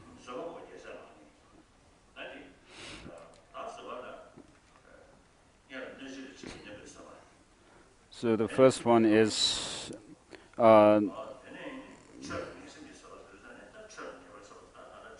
withstanding the harm, and then the patience of the truth of dharma,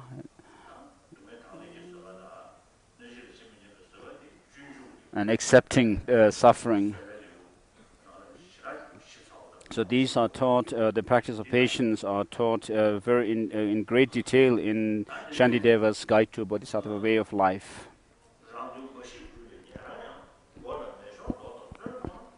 Verse number 28.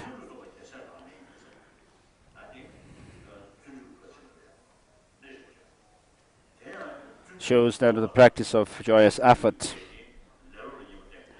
So here, what it shows is that of the unfavorable condition for the hindrance for keeping up with joyous effort is that of feeling tired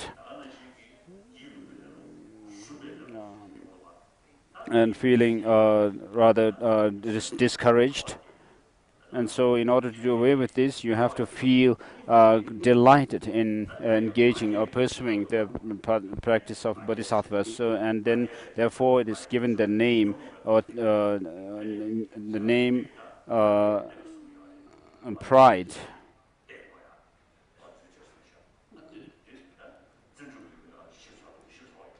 So these different types of the practice of joyous effort are also given in detail in the chapter on joyous effort of Shantideva's Bodhicharya Avatara. And verse number 29 teaches that of the calm abiding, the single-pointed concentration. So without this, you cannot have a clarity of whatever you are meditating on.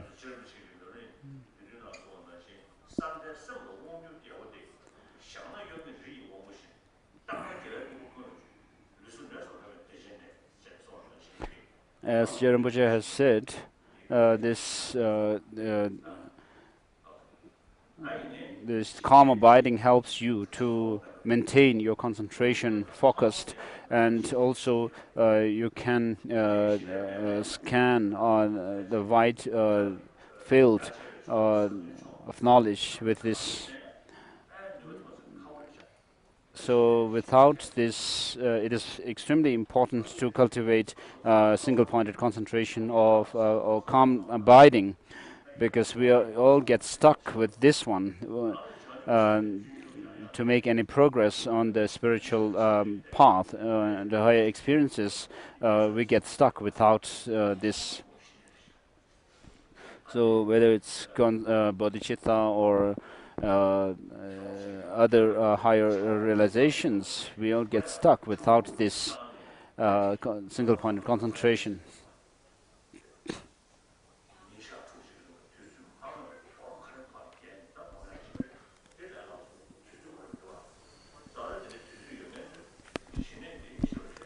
So of course I don't have the time to sit down for to do this kind of cultivate the shine or calm abiding meditation. But those who have more time should spend more time in cultivating this calm abiding, the single-pointed meditation. So calm abiding is that state of mind which stays on the object single-pointedly.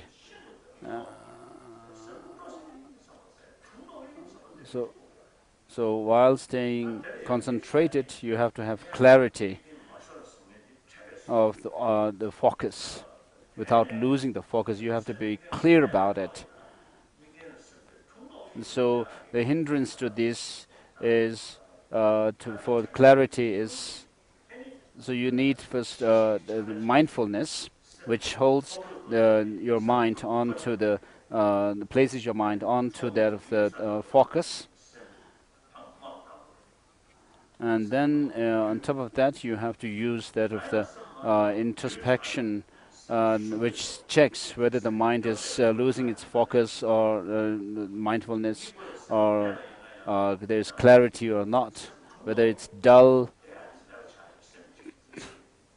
or distracted.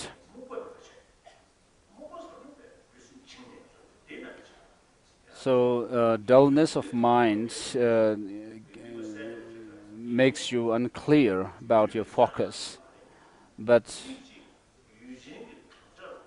the mind itself losing clarity is that of what is known as mental sinking. So these hindrances should be overcome to be able to stay focused single-pointedly on the object, and also to be able to stay with clarity of the mind.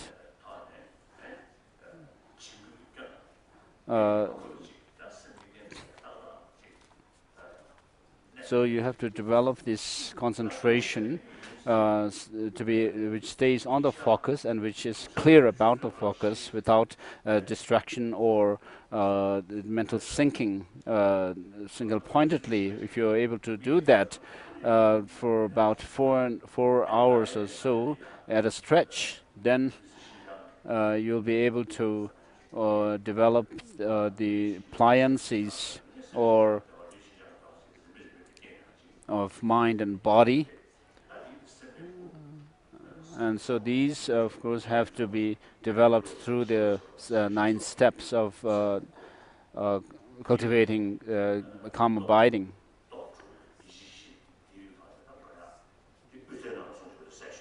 And so you have to use what are known as the 6 powers, and then the 4 attentions and so forth, which are taught in distinction between the extreme and the middle. And also it's the Kamalashilas, the Bhavana Krama, the book 1, 2, and 3 are very good in terms of explaining this concentration, development of concentration.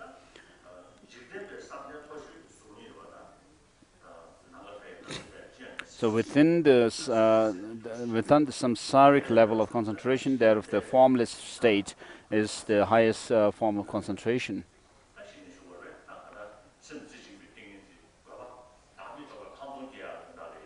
So the purpose of developing concentration, which is also complemented by that of bodhicitta, is what is taught here. Verse number 30.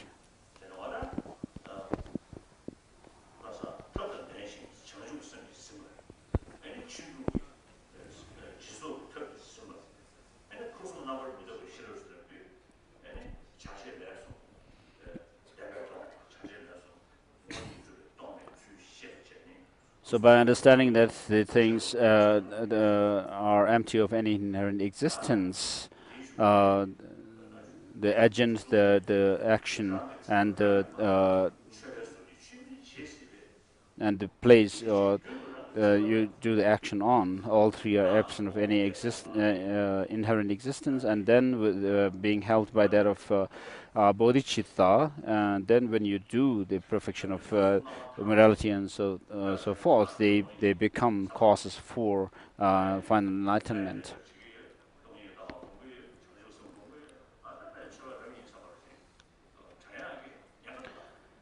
So you might sometimes feel that you are somebody who great, who thinking that you are doing practice of bodhicitta, doing practice or cultivating the wisdom of selflessness and so forth. But if you don't check your own faults within yourself, then you what we get is those false lamas.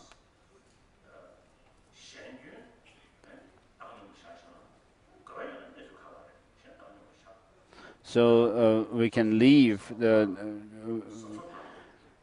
the faults of others as it is without bothering about them. But if you have a great purpose, of course you should not go about pointing others' faults, but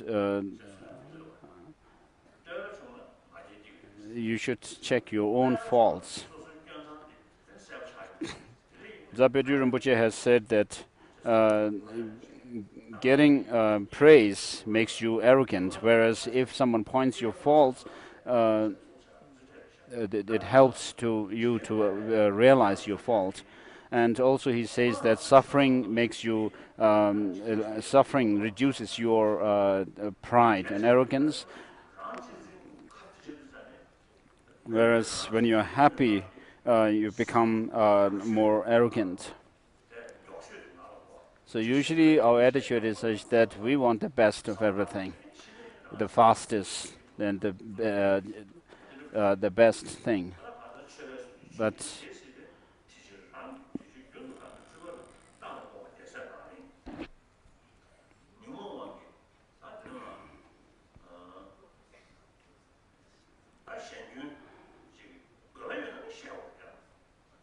so of course, when there's a great purpose for pointing out the faults of others, then of course you have to do that. For example, to help a monk not to be tainted by any faults or going against his vows, you have to point them out. And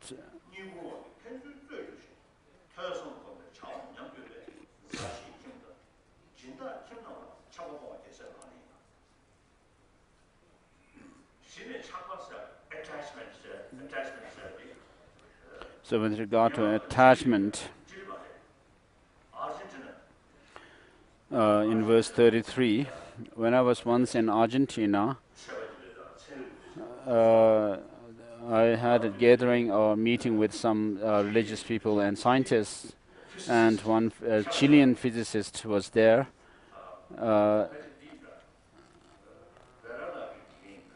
He was perhaps one of the teachers of Francisco Varela. And he said in the meeting that he was a scientist himself, but he should not be attached to his own field of study, which is physics. So this is true. So I'm a Buddhist monk, but if I'm attached to Buddhism, then that is wrong.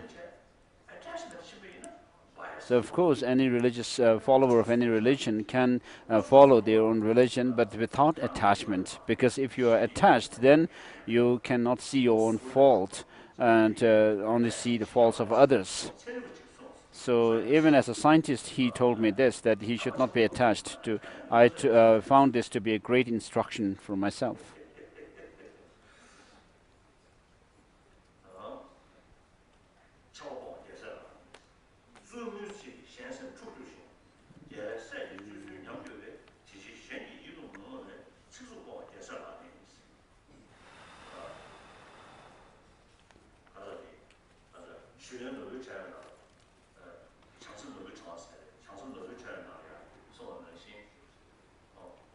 In one of the texts by Master Adisha,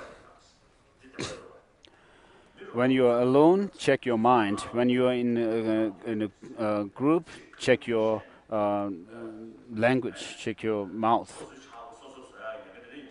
So because you might invite lots of troubles on yourself if you talk too much about others, criticizing others. But then, on the other hand, some people talk very nicely.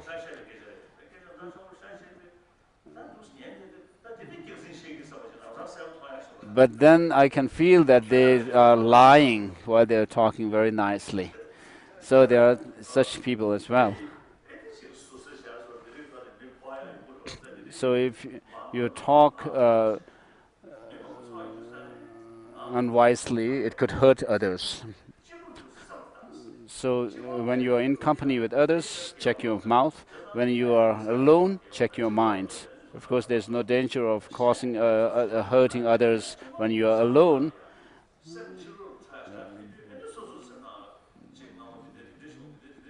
But when you are alone, you may have lots of thoughts going on in your mind. Such and such thing happened in the past, and and even while alone, you might become very proud and sometimes angry. So you have to check yourself.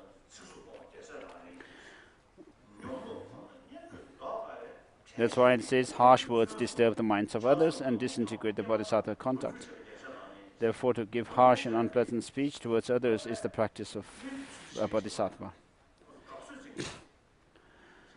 And then, once you become accustomed to afflictions, they are hard to undermine with antidotes. So if you don't try to curb these negative, destructive emotions right from the beginning, then it gets stronger and stronger, and it gets to the point where you are not able to fight it back.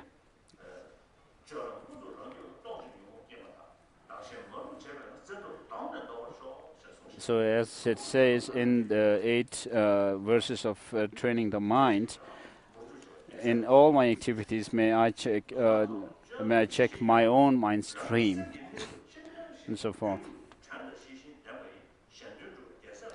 And therefore, with remedial weapons of mindfulness and introspection, to forcefully eliminate afflictions such as attachment the moment they arise is the practice of a bodhisattva. So always you should check yourself whether you are doing something which is beneficial to others or beneficial, and whether it's something which is not beneficial. So out of the two, oneself and others, you have to take yourself as the primary witness or judge of yourself. So others cannot judge yourself. So you have to be the judge, mainly.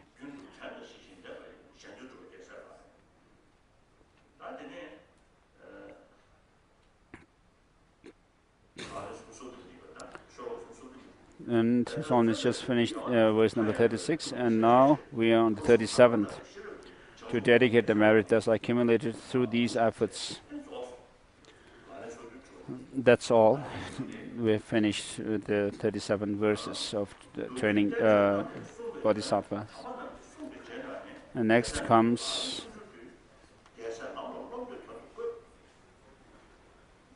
by relying on the words of genuine master and so forth. And then, because my intelligence is small and my studies few, I lack linguistic skills to please the scholars. Yet, since they are based on sutras and teachings of the genuine masters, I believe these practices of the bodhisattvas are flawless. Nevertheless, since the vastness of a bodhisattva's conduct is difficult to fathom by someone like me and with an inferior intellect, I pray to the genuine masters to consider me with patience all my flaws, such contradictions, incoherence, and so on. And the last one is the dedication verse. By the virtue of the merit gathered here,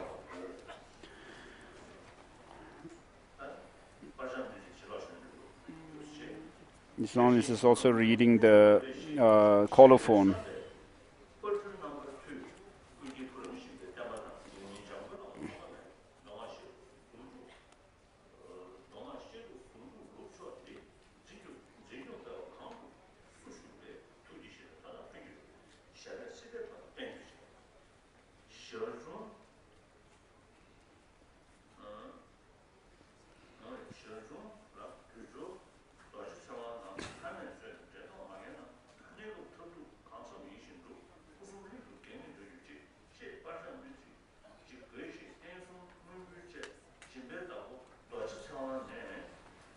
So this text that His Holiness has this colophon, which says that it was there's a dedication verse written by Lajin Rinpoche.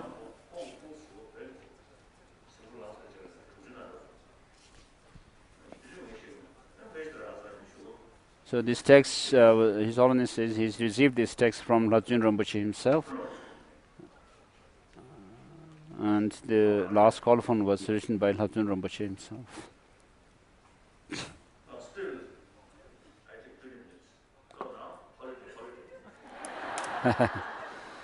That concerns.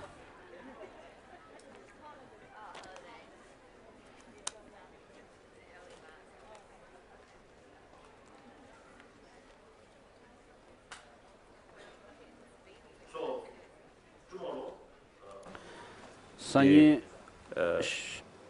initiation of our Bodhisattva, and the initiation, at the initiation, the Bodhisattva vow, a part of the initiation, is a master sloka perform.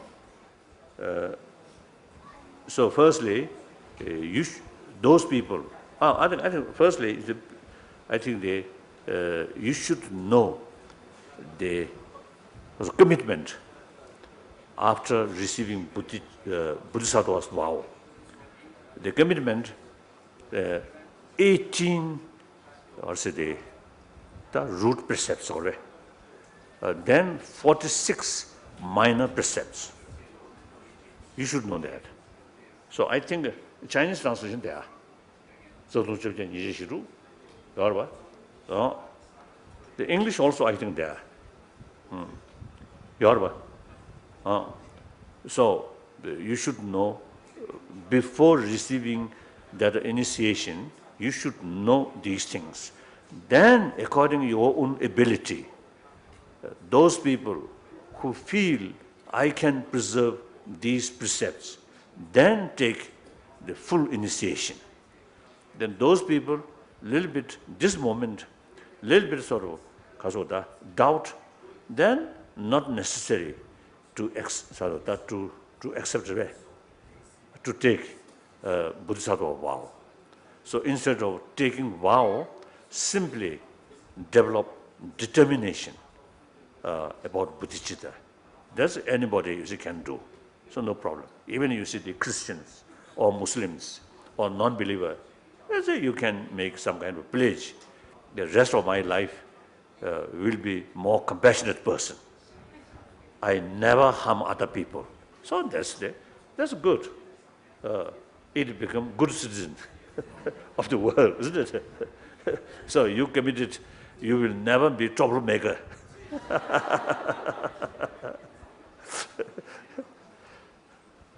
But okay, now this is okay. So I just use what you see because of that. I just want to tell you, this is some of the sort of people in there, so they consider me as a troublemaker. So, but from troublemaker's mouth, you see, telling you, you should not be troublemaker.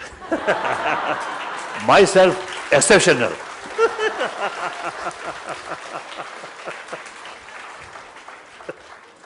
So, tomorrow, initiation, about 9 o'clock, 9. I will come here about 7:30, then some preparation, then about 9, the initiation, like that. So, good night. Changju samjo rinpo je ma je ba na je yo je ke ba nyam ba me ba yang kon ne kon do ka wa ra jo ja be ba yu je de kyan ba da kun do sam bo de ya de jin de de da kun ji je so da la de ke wa ju sun she be ja wa da je yin ma wa ga na sho do da ge ge da de kun ja sam bo je je ro tu mo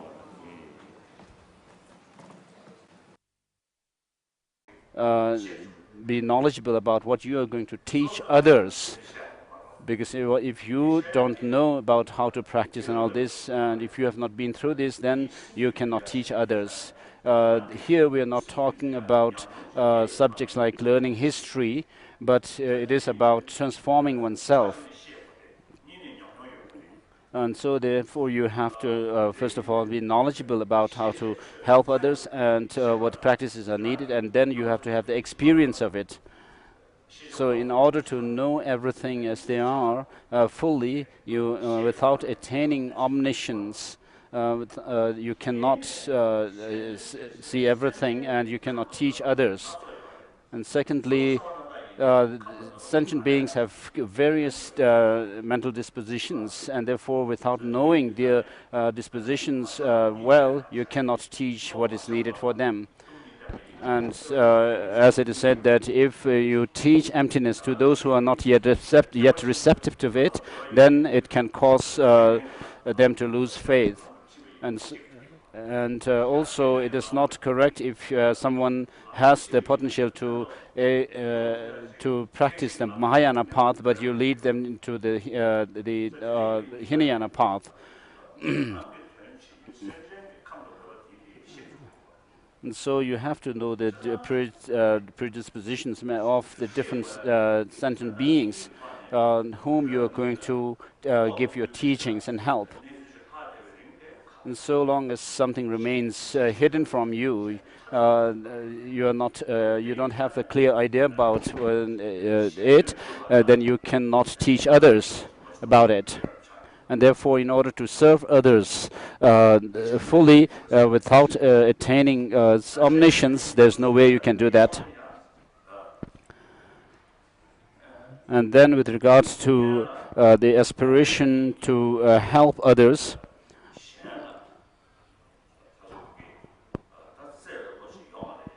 so first of all, in order to have compassion or affection towards others, you have to feel them dear to your heart, to yourself.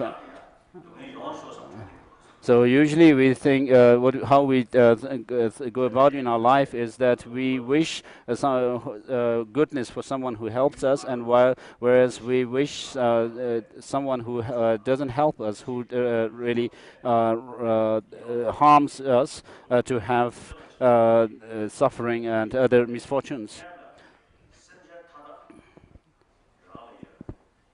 So first of all, you have to develop this attitude of seeing all sentient beings as attractive and pleasant to you. And therefore, you have to, that of the nirvana, this human life is considered to be the best life form, or the form of life. And therefore, even with regard to attaining that of Buddhahood, this human life is considered to be the highest form of life for that. And so Jetron Kappa has said that while having found this kind of precious human life that we have, which has so many good qualities, which come by as a result of very powerful causes that we have to have created in the past lives. And it is very difficult to find such a human life with all these great potentials. And having found this human life now, Tsongkhapa goes on to say that we have to make it meaningful or extract the essence out of it. The essence or making it meaningful, the best way to make it meaningful is by attaining that of Buddhahood. So this human life is the best form of life for attaining that of Buddhahood, which is attained through the practice of bodhicitta, this infinite compassion, and also the wisdom realizing selflessness. And as for bodhicitta, it comes about through the two aspirations. One is aspiration for liberating or aspiration to benefit all sentient beings who are infinite like the space. And then there is the aspiration to become enlightened for the benefit of others. So bodhicitta is this mind or the intention to become a Buddha for the benefit of all sentient beings. Therefore, it is qualified by these two aspirations: aspiration for others to liberate others, and aspiration for Buddhahood itself. Now, in order to understand that, in order to gain or attain Buddhahood, you have to have this understanding of selflessness.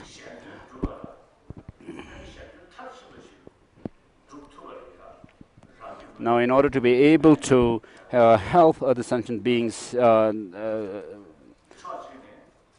fully, what you need is, first of all, on the one hand, you have to have makes you rather uncomfortable, unhappy about it. And then similarly, it happens with our near and dear ones, friends. In the beginning, we become very friendly with them, but then after a while, we develop dislike towards them as well. And then when people, celebrities also may enjoy becoming famous through media and all that, but then when the media people chase after them too much, then it gives them displeasure, makes them unpleasant. And so similarly with your wealth, what happens is that you get more and more people deceiving you, coming after your wealth. Whereas if you don't have much wealth, then you will not have these false friends. So with wealth, a lot of preconceptions and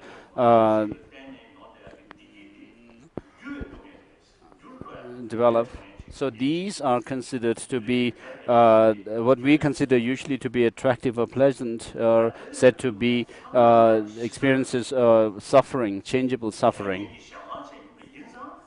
And all these different kinds of unwanted experiences happen to us because of the ignorance. So what is under the influence of ignorance is known as the third type of suffering, which is the pervasive conditioned existential suffering. So we have to know these three different types of ignorant sufferings that we experience. And then when you see others suffering, then there's reason for us to feel compassion towards them. So rather than that, what happens to us is when we see somebody wealthy and all that, then we develop jealousy. So we don't. That is because we don't see that situation as being in the nature of suffering. If this world were to be full of happiness, then we don't need to pursue liberation, nirvana. You can say, I'm happy here in this world, in this samsara, and then you don't need to check into what the ignorance is, how ignorance comes about, and what it brings about. And therefore, in order to see the shortcomings of samsara, the cycle of existence, you, you have to know that sentient beings who are in samsara are in the cultivation of bodhicitta. There is one way, which is the sevenfold cause and effect instruction. And then there is a second way, which is that of equalizing and developing this attitude of equalizing and exchanging self with others. So you have to know that if you hold others more dear than yourself, there is a great benefit, whereas if you hold yourself more dear than others, then there is great disadvantage. And therefore you hold others to be dear to yourself.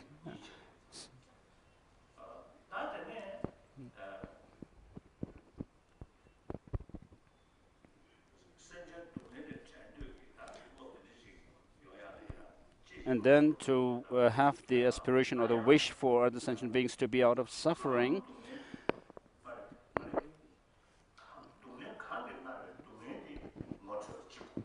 first of all, you have to know what suffering is. Suffering here doesn't only mean the painful, obvious, painful experiences that we go through, because this is even... So the experiences that we usually consider as painful experience are called suffering of suffering.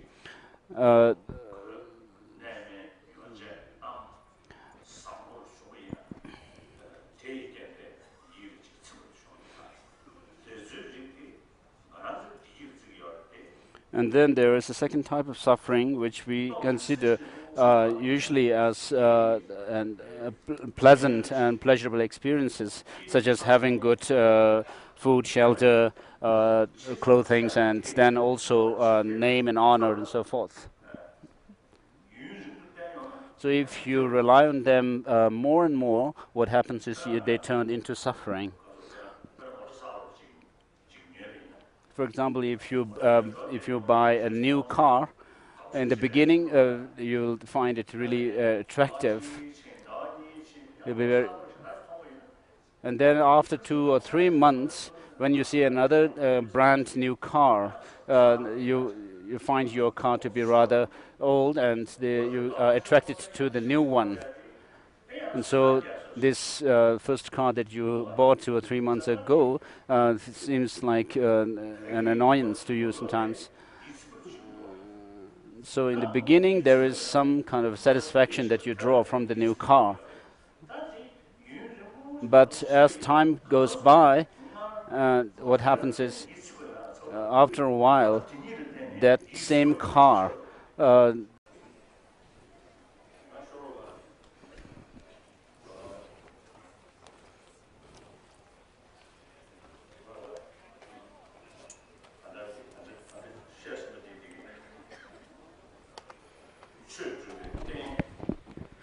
so what we have so far covered shows the basis for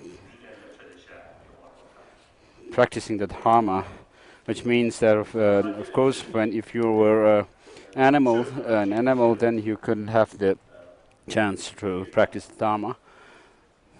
But as humans, we can. So with the help of our intelligence, we can develop faith and love, compassion, and therefore it is very important, this faculty of intelligence that we have, to make judgments of what is right and wrong, and uh, carry on with the practice of the Dharma. But then, even if you may be a human person where there is no, if there is no Dharma there, the teaching of the Buddha, you cannot practice the teaching of the Buddha himself. Therefore, it is taught that you should have a human life, which is qualified by the 8 leisure and the 10 endowments or freedoms, resources. So while we have this body, even if someone may be a human being,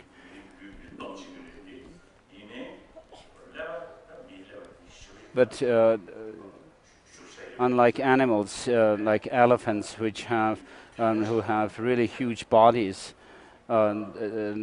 we have, as humans, we have an intelligence that can distinguish between what is right and wrong, and also to create the good conditions or to gain the good conditions for practicing the Dharma, and to avoid any hindrances and unfavorable conditions. So if you don't have this faculty of intelligence, then you cannot engage in these things.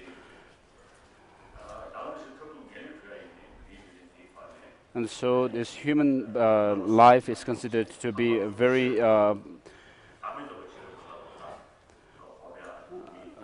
full of potential for practicing the Dharma, even in making a living in this life, and also particularly here in terms of doing practices for attaining higher rebirth in the next life, and also for